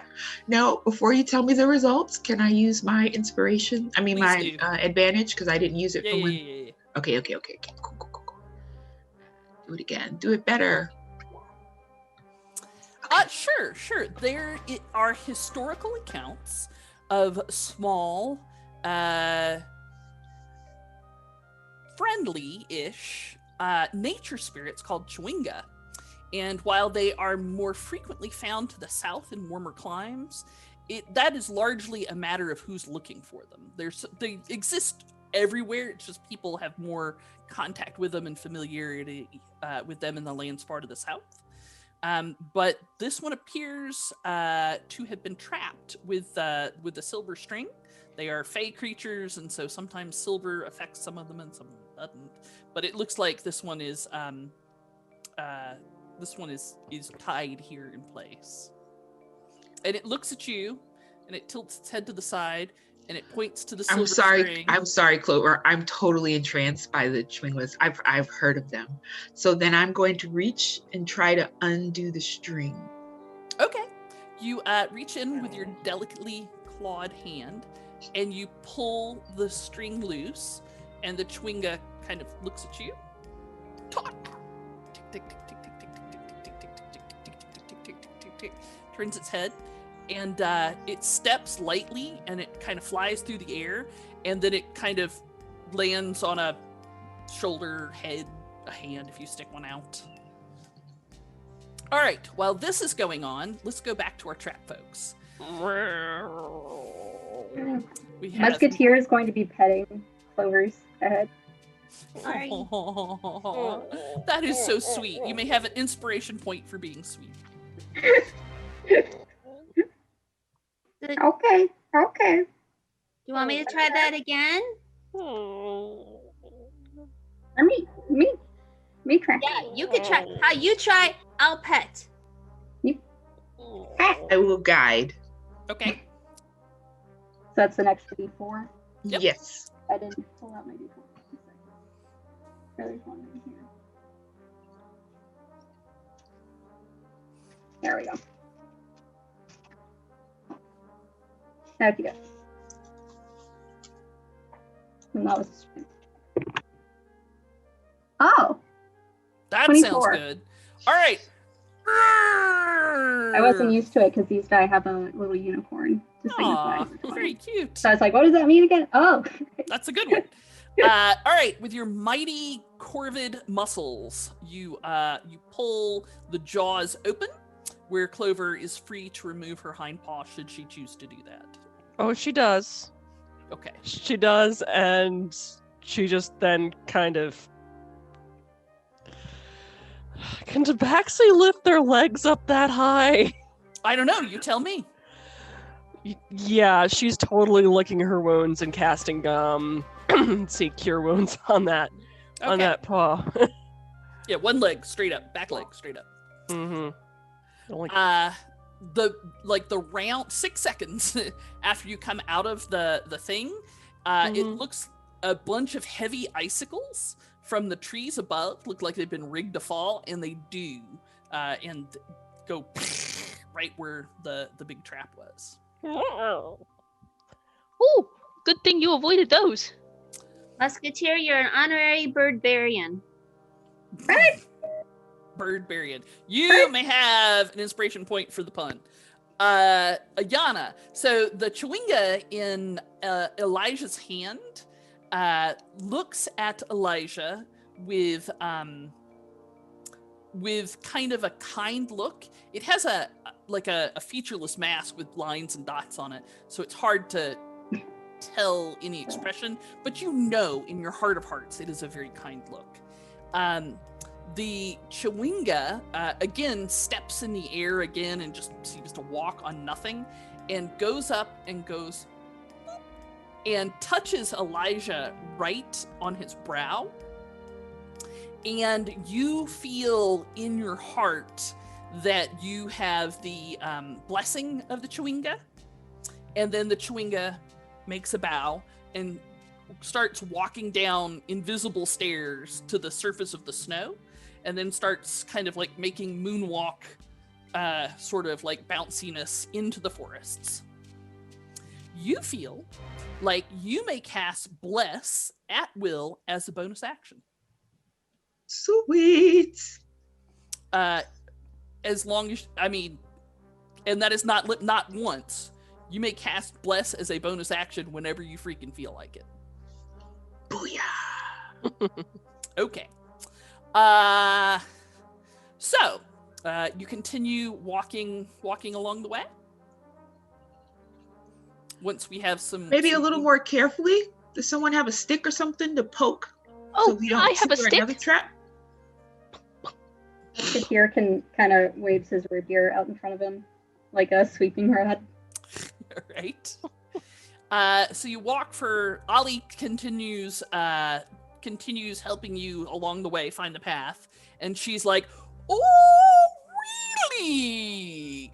that was a nasty trap. You'll have to watch out for those. As a winged folk myself, I don't have those kinds of problems whosoever. Yeah, rub it in, why don't you? Yes. And again, once Musketeer starts going off, Ollie goes off, and it just never stops. All right. Horse of a feather. Yes. So after a while, you get to a snowy ravine, and there's a river. Oop, did I take you with me? I see it. There's okay, the good. river. I'm really bad about bringing people. Like, I click to the screen. Why can't you see it? And there's a snowy river pouring into it, and it looks like you're going to have to walk a fur piece to get around the ravine. And Ollie just, of course, flies right over it. And she turns around and says, "Who can cross this as easily as I can? I don't think anyone. That's going to really be a problem. But I do see some sort of bridge down the way, if you want to look at that." Musketeer How kicks wide the is it? snow. How wide is the river? So Ollie holds her wings out, and she's got probably like a 4-foot wingspan, 5-foot wingspan. She's like, many times this. Many ollies. So she leads you towards where she sees the bridge, and it's not actually a bridge. It is a tremendous tree that has fallen across the ravine, and this is like a grandfather redwood that has fallen across the ravine. So it's probably 10 feet across. And the reason why it fell is because it's entirely hollow. And it covers, like, goes from one edge of the ravine to the other. So Is hollow. Does it look like it can hold us? I mean, yeah. Yeah. Okay. Make me a does it look like it can hold us check?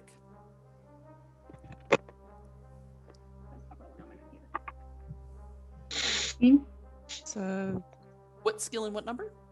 12 and perception +2. Yeah, so it looks pretty sturdy. I mean, at least on this end where it's, on your side of the ravine. We have rope. Do people have rope? Shouldn't. I have some rope and some pitons. Because I'm the smallest, I think. I have a rope. And if I could go across with rope, I will stick it on the other side, just in case. Musketeer kind of pulls out his bow. Rope? Rope. How much you need? How much do we need going across? Ravine 60 feet across. Oh, okay. I've got 50 feet. If somebody else has 50 feet and we can tie real good, I can climb through. And if you give me a piton, I will stick it on the other side and whack it in. I'll hand you my 50 feet of rope, a few pitons, and my hammer from my Dungeoneer's pack. I've got one. Oh, perfect. I think we all do. Here we go. Alrighty, so the littlest barbarian in all the north heads into the tunnel, and it's big, especially for a little thing like you. And, it's kind of creepy in here. Like, some icicles have melted down, and it's dark, but not all the way dark. You got light coming in both ends, and some, like, open spots. But make me an I notice things about my environment check. Okay. If it is that dark, I will send in dancing lights after her, and they look like little glowing butterflies. It's dim. It's not dark. Okay. But that's pretty. It is very pretty. Yeah. That did not do well. And your dice are amazing. I don't think I'm going to do an inspiration for that so I don't die. That's what I think I'm going to do. Let's try that again. Oh my god! Roll 20 is a cruel number. I'm giving you an inspiration just because your dice are so bad, and I feel sorry for you. Oh my god. Like, girlfriend, I feel ya. I I think we're putting the entire thing in dice jail. The little Barbarian rolls the lethalest numbers. I have tossed a lot of dice in the street, in the trash, and out windows, in traffic, and yeah, wow, that's rough, girl. All right, so I don't get very far. no, you do. You get exactly halfway, and then just as you notice that someone has intentionally kind of sanded out the bottom of the hollow tree, it goes. And you are falling. Fortunately, you are hanging onto a rope. So make me an I do not fall to folly doom check. You know what? I'm gonna roll it in front of me, if that's okay. That is just fine. And you might want to use your inspiration, because technically you're supposed to use it beforehand. So go. Oh, okay. I suggest this. Yeah. No, that's a good fair thing to do. Oh, yeah. No, we're fine. That's a 19.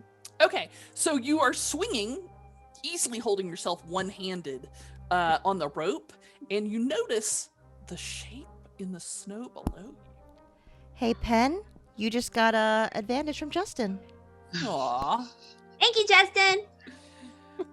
Justin, that was very kind. I don't know you and I don't know who you are, but wherever you are, you tell your DM the next time you play D&D that Paige said you get inspiration. So you notice, frozen in the snow below you, what you hope might be just a statue. If you get leaf droop, that's a really good sign that Leaf droop. Sorry. Right. So you see, flattened in the snow, laying on its back, the outline of a truly titanic, devilish creature. It has big horns and long wings, and you can see like a whip curled across its chest, and it's covered in snow.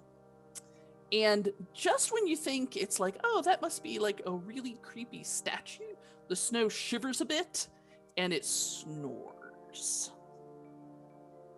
I do What not to do? scream. That's a good choice. So, what's going on? What are people doing? Just hanging. So Do we we see. Yeah, do we see that Pen fell? Or that Yes. Uma fell? Yes, and you feel the tension on the rope. A musketeer is going to somebody start actually pulling. holding the other end of this rope. Yeah, Yes. musketeer is going to start pulling. I'll help Musketeer. Okay, you reel the gnome back in. Ow. And Okay. and what are people doing? Be very, very quiet. There's something really big down there, and it's sleeping. Yeah, the thing's 20 feet tall. Easy. Wingspan is 60 feet. Okay. Okay. Like big how? Like a polar bear?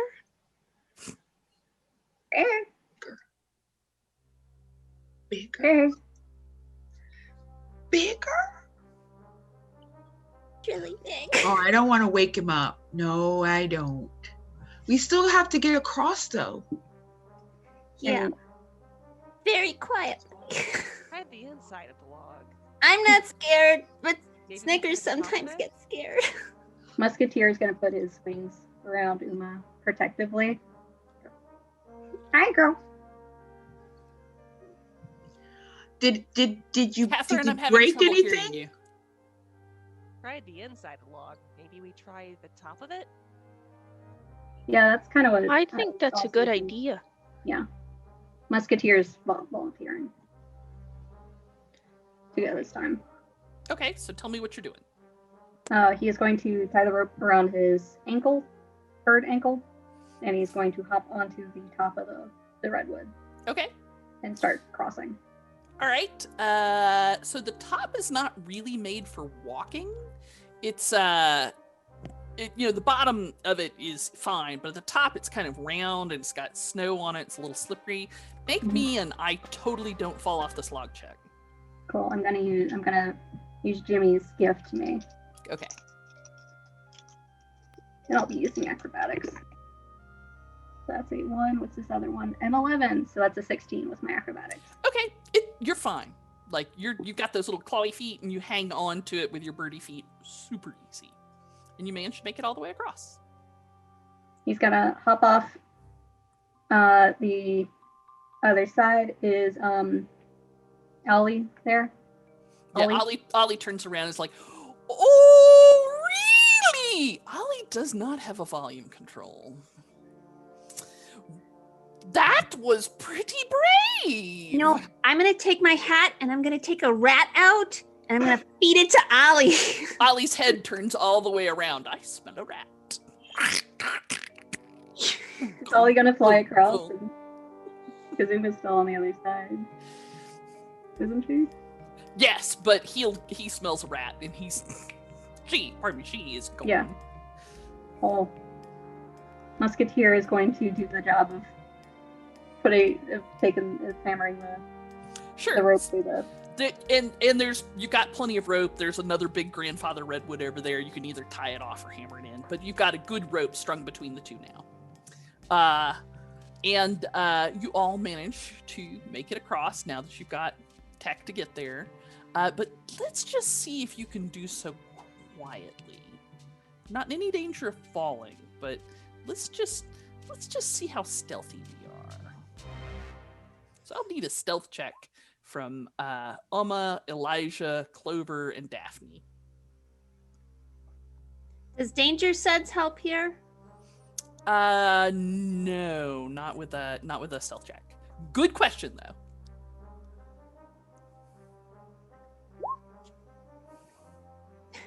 Let us make it. Maybe. Okay. The difficulty. Okay, so at least half of you make the check. And so while perhaps Elijah maybe has a sneezing fit halfway over or something, you're allergic to pines or something. You manage to make it across, and while the creature below you at one point in time goes and rolls over, and when it does, the snow slides off, and you can see brilliant red skin and these black, wicked, curling horns and this snarling vision.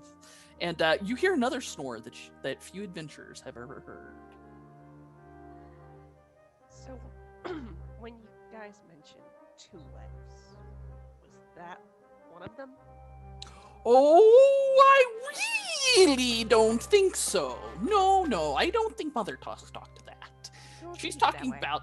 Oh, really? Oh, okay. Ali seems to agree. So you continue walking, and it actually takes most of the day. So it is not that day is something that really happens. Like the sun is entirely set by 2:30 in the afternoon. And after a little while, you see a fire ahead and hear music as if somebody was playing instruments, and you see various humanoid figures around it. And you can see, since it's a fire in kind of a dark area, you can see it from pretty far away, like, I don't know, several hundred yards. Musketeer's gonna quietly repeat himself. Cut it out! Cut it out! Because, yeah, to prepare to talk to the 2-leggers. All right, so what is everybody else doing? Should we just kind of go up? Should one of us go up? Should we scout first? These seem like the 2-leggeds that are probably causing all the trouble. We want to be friendly, right? Right. I think maybe a couple of us should go up, maybe those who are best at talking, and then people who aren't so good at talking should wait in the trees in case things get violent. Talking. No talking, I'll beat him. So you wait in the... No, he just gets a thoughtful look. Especially if there's food. And Clover You just do absolutely smell the delicious smell of roasting meat. Clover is already just like doing her very, catwalk type, like swagger, and she is walking with purpose. Okay, we're going. Uma and Elijah, do you want to wait around the tree line, and then if things get dangerous, you come in and support? I can do that. I can totally do that. I can also come and help try to put people at ease. Whatever you prefer. I'm not good in combat. Elijah's very friendly. Elijah is very friendly. Then Uma, I'll stay back here with you, and then Elijah and Musketeer can go with Clover. And it looks like you better hurry there. Musketeer is walking, copying Clover's gait towards the humans. All right, so we have a couple of people staying back, and then three anybody- people moving forward, right? Wait. Clover, can you Yeah? talk? You can talk to animals. Yeah. If I gave you a bat, we could send a bat over to check it out, and maybe you could ask. Ask the bat. Yeah. All right. Is that Bats a good are- idea? Bats are delicious, by the way. It's like mouse on the wing. Yeah, she's totally entertained by just seeing this. Yeah.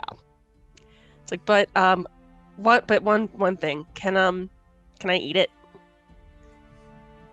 Maybe after. But we Okay. need to go look and then Okay. come back and report. I'll talk to lunch. Well, no, we don't eat the things that help us. We don't eat the things that help us. That's a Sure, we poor totally reward. can.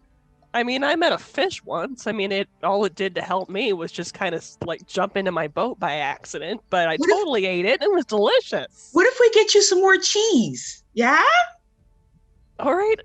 Cheese sounds great, especially on like as a side dish, to the bat. Melted on top. That's right. I mean, bat kebabs with cheese melted on top. I mean, absolutely delicious, just like Mom used to make. It's like poutine. Just to give you an idea, one of her mothers is a half orc. Right. Half orc. So yeah. The old half-orc bat kebab recipe has been passed down for generations. They're just snack-sized, just delicious. Wait, no, I gotta imitate my mom about that. Just like Mama used to make. Yes. I mean, just all the nice broiled cheese. It's really good. Bat with cheese. Bats Maybe I should do something else. Well, I think because they're already not super friendly to animals, it might be better if just people walk in. Okay. All right. She looks a little disappointed about not getting her bat with cheese, but the smells of roasting meat. Royale. Bat Royale. Or as chat sang, Bat au gratin. Oh, nice. Ratatouille. Ayanna wins. Inspiration for you. Inspiration for you. Batatouille. That was a delight. I am not making Batatouille for Munchies and Minis. Oh no, you absolutely I draw. Like, Imitation? do you want coronavirus? Because that's how you get coronavirus. We'll call it Batatouille, but instead of a bat, you can put like a chicken nugget in there or something. You- It's about you the just- same size. You just make it in the shape of the bat. You have a bat shape It's pan, chicken right? wings, so you got the little bones in it. Yeah. Oh my gosh. Yes. Well, there's our one good idea for the stream. There you go. Yes.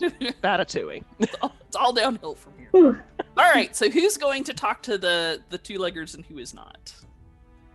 I feel like that has changed a couple times, so I just want to make sure I have it set up. I know Elijah. Clover is totally walking forward, even if she just bats her long eyelashes and gives kitten eyes. All right, fair enough. So Clover, Elijah, and Musketeer are walking forward. All right. So And I'm sticking back in the trees with Uma, and I'll let Ollie perch on my staff. Okay. Ollie really likes that.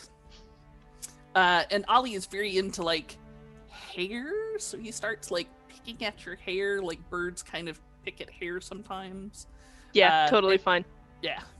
There's a million flowers in there. Yes, she thinks that is wonderful.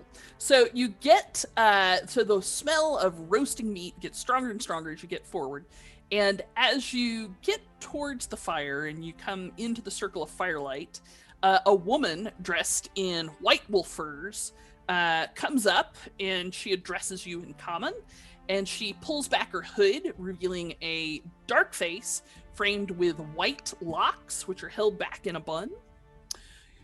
You've done well to find us, and you're persistent. What brings you here among the wolf tribe? We greet you as guests and are willing to share our meat with you. Please, come this way.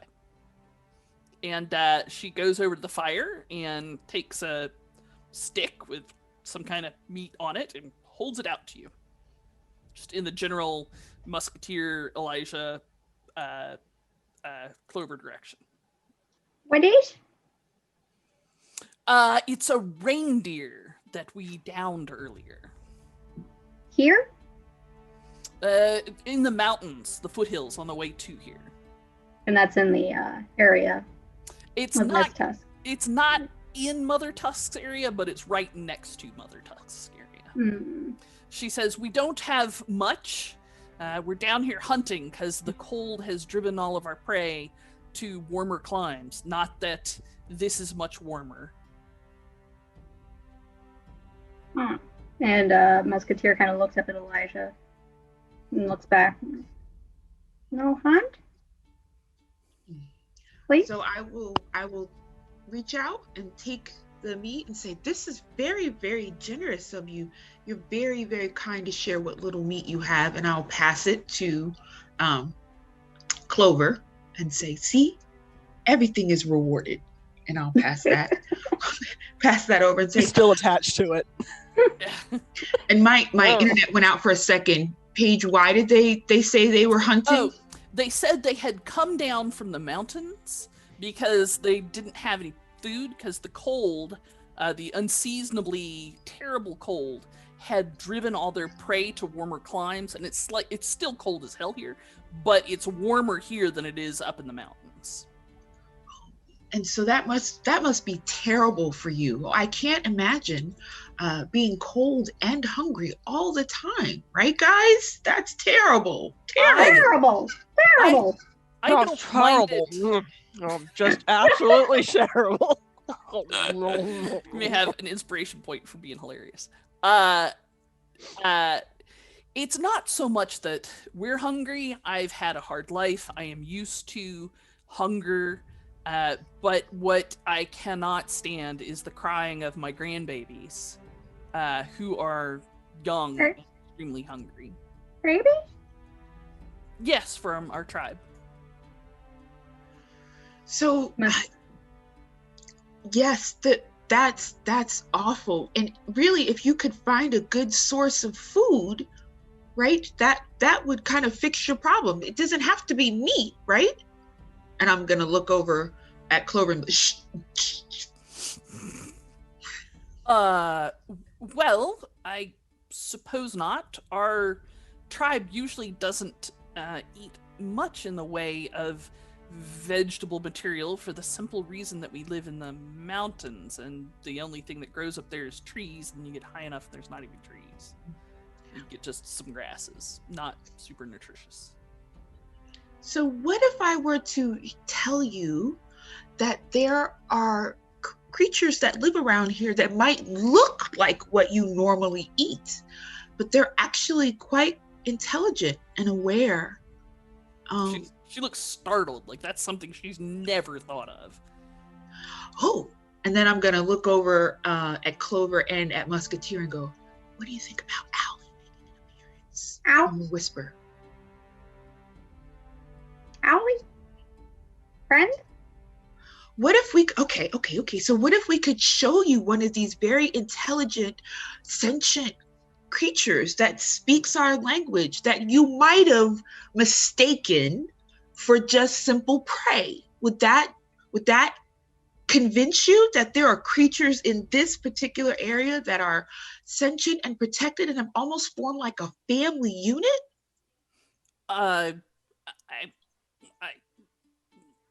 Sure. You seem to be an honest person. Make me a persuasion check, though, if you would. Yes. You may do so with advantage for good role playing. Awesome. Thank you. Persuasion. Once. Twice. There you go. You seem to be an honest person, Dragonborn. I would never want to hunt or eat anything with intelligence or feelings like unto my own. I've never met an animal like that. I lean over and I go, Ollie, that's your cue. Musketeer is going to start making owl noises. Woo-hoo! Woo-hoo! And I'm going to go, knock, knock, as loud as I can. Knock, knock! Who's there? Who's there? Who's there? Sure enough, Ollie comes over and goes, oh, really? You're taking my lines now. Who's there? Who's there? Who? And I'm going to look at the party and be like, see? Who? I mean, granted, I know it's not really the best example. Right, yeah. Ollie, like, turns around and then does the thing where their head goes upside down. Tell a joke, Ollie. Tell a joke. They're in need of some good humor. Tell a joke. Really? Says Ollie. Okay. She flies over and looks at this, like, this woman is standing there with her mouth open. And Ollie, like, lands on a branch sort of near to her and says, knock, knock! I'm going to look encouraging, like, play along, come on. And the woman's like, who's there? And Ollie interrupts, going, now you're speaking my language! Who? And she like there's snickers in the rest of the tribe, but she's still standing there going, like, she looks like a woman who is trying to decide if she's having a dream. This is worse than my mother tending bar. Musketeer's gonna make a gesture like, watch this, because, and he looks at Owl and goes, knock, knock. Who's there? Are speaking my language?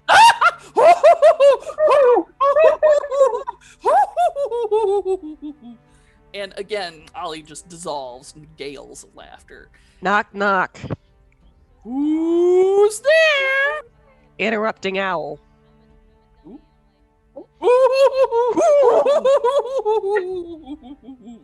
Yes, and again, like, Ollie ends up, like, flopped over on her back, just flapping her wings helplessly because she thinks that is so funny. And in the meantime, the barbarian chieftain is looking at this like she's like, what did I eat? And why am I having this dream? No, it's totally, this is what we're saying. Not only are they smart, the creatures that live here, but they have a sense of humor. Now, whether you think they're funny or not, doesn't matter. We're not going to talk about that right now. They tell mom jokes. Yeah. Okay. But there are creatures like this all around here. And I know you didn't mean to, because you don't look like the type that would intentionally hurt someone unless you absolutely had to. But you've been hurting some of the creatures that live here and who are just as intelligent and as personality filled and as wonderful as our friend Allie here. And so we kind of came on their behalf to ask if maybe you could take your hunting outside of where they live so they could continue to be family and friends together. Oh, well, we, of course, would never want to offend the animal spirits of this area or endanger them. We came this far because, as I said, our children are crying with hunger. I suppose we can hunt farther west. Stay with Mother Tusk. Oh. Maybe Mother Tusk could point you in the right direction outside of our territory. And we ourselves encountered some wolves that I don't think anybody here would mind if you took back. They make great steaks, don't they? Don't they, Clover? They're really tasty. There's like some shrugs of assent in there. And the barbarian chieftain says, I will accompany you to this Mother Tusk. She is the chieftain of these animals? She is. Good, good. I am looking for alliances because there is an overlord within the wolf tribes named Iskar who I do not accept as the leader of my clan, for I feel like he is a man of no honor. So I will gladly look into an alliance with this Mother Tusk, chieftain of your... the critters. Well, there are Chieftain of your carnivores critters. with Mother Tusk. I mean, you could form a hunting party. At that, you get a burble of excited dialogue in a language that none of you speak from the rest of the tribe. So, you take the wolf tribe over to meet Mother Tusk. Well, halfway. Elijah's not the type to insight check people, so that's why he didn't. Mm-hmm. But he ain't nobody's fool. Fair enough. So you take them halfway to Mother Tusk, and then what? And then bring Mother Tusk the other half. Oh, gotcha. Okay, gotcha. So Mother Tusk meets them at a place on the ocean, but not where the family lives, because she shouldn't do so hot on land. Not super graceful. And Mother Tusk and the chieftain, who is named Shaktal, have a long discussion, and Shaktal's mind is blown that there's a talking walrus and the many other creatures that come by, and eventually they come to an agreement. Mother Tusk and the wolf tribe will essentially combine families. Mother Tusk says that she will teach the wolf tribe to fish, and thereby they will have plenty of food for all of their children. Plenty of fish. Plenty of fish in the sea. And you are hailed by both Shaktal and the wolf tribe and Mother Tusk and the animals as heroes. However, you have done great honor to my family, and for that I shall be forever grateful. I do have one more thing I would like to ask of you on behalf of myself and also Shaktal, if I could. What is it, Mother Tusk? You have proven yourself to be excellent adventurers, both strong in spirit and also good of heart.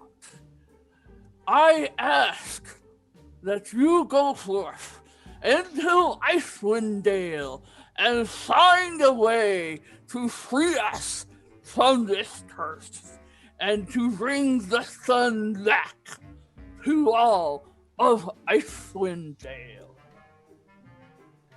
That might take a little bit of time, but we can sure try. And with that, Yeah, I just started this whole adventuring thing. I mean, I have to maybe we ask can Inca for permission. we kind of start small and then just kind of go up as we get more experience and stuff. Musketeer Beak is going to open up, and ELO's Mr. Blue Sky is just going to start playing. So this ends this chapter of the Ice Road and starts your adventure into the Rime of the Frost Maiden. Can you solve this curse that is affecting all of Icewind Dale? Find out whenever you play Icewind Dale. I don't know. Icewind Dale food tour, yay! Thank you all for playing in this game. And thank you, SlaydiesAtl, for giving us the chance to do this. I have to take 2 steps to get back to the beginning here. There we go. Sladies. And thank you, SlaydiesAtl, for giving us the chance to play this fun game. I had a delightful time playing with you lovely folks. And good work, Girls Who Code. Yeah, Awesome thank you job, so DMing. much. Your game was ladies. so good. Lots of fun. Oh my god, we had so much fun watching you.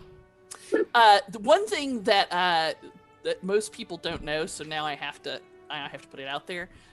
Sean the hamster is actually art of the guy who wrote this adventure. That's awesome. Sean Merwin. And that's what he looks like. That's fun. Cute. That's the super same fun. picture you showed us the first time. Yes. Oh my gosh. Yes. Thomas Valley actually commissioned art of Sean Merwin as Sean the Winter Hamster specifically for this. Not for my run of this adventure, but specifically for this adventure. That is So- fantastic. So, Merwin, if you're out there watching us, you're a funny dude. Thank you for being amazing. Well, it looks like we're about to go to break, and we're going to come back from break with the amazing Catherine making us a little mocktail, and I think some of these ladies might be hanging out too, so we'll Excellent. be BRB. All right. Okay. Bye, Thank folks. you, ladies, again, Bye. for being amazing. Bye.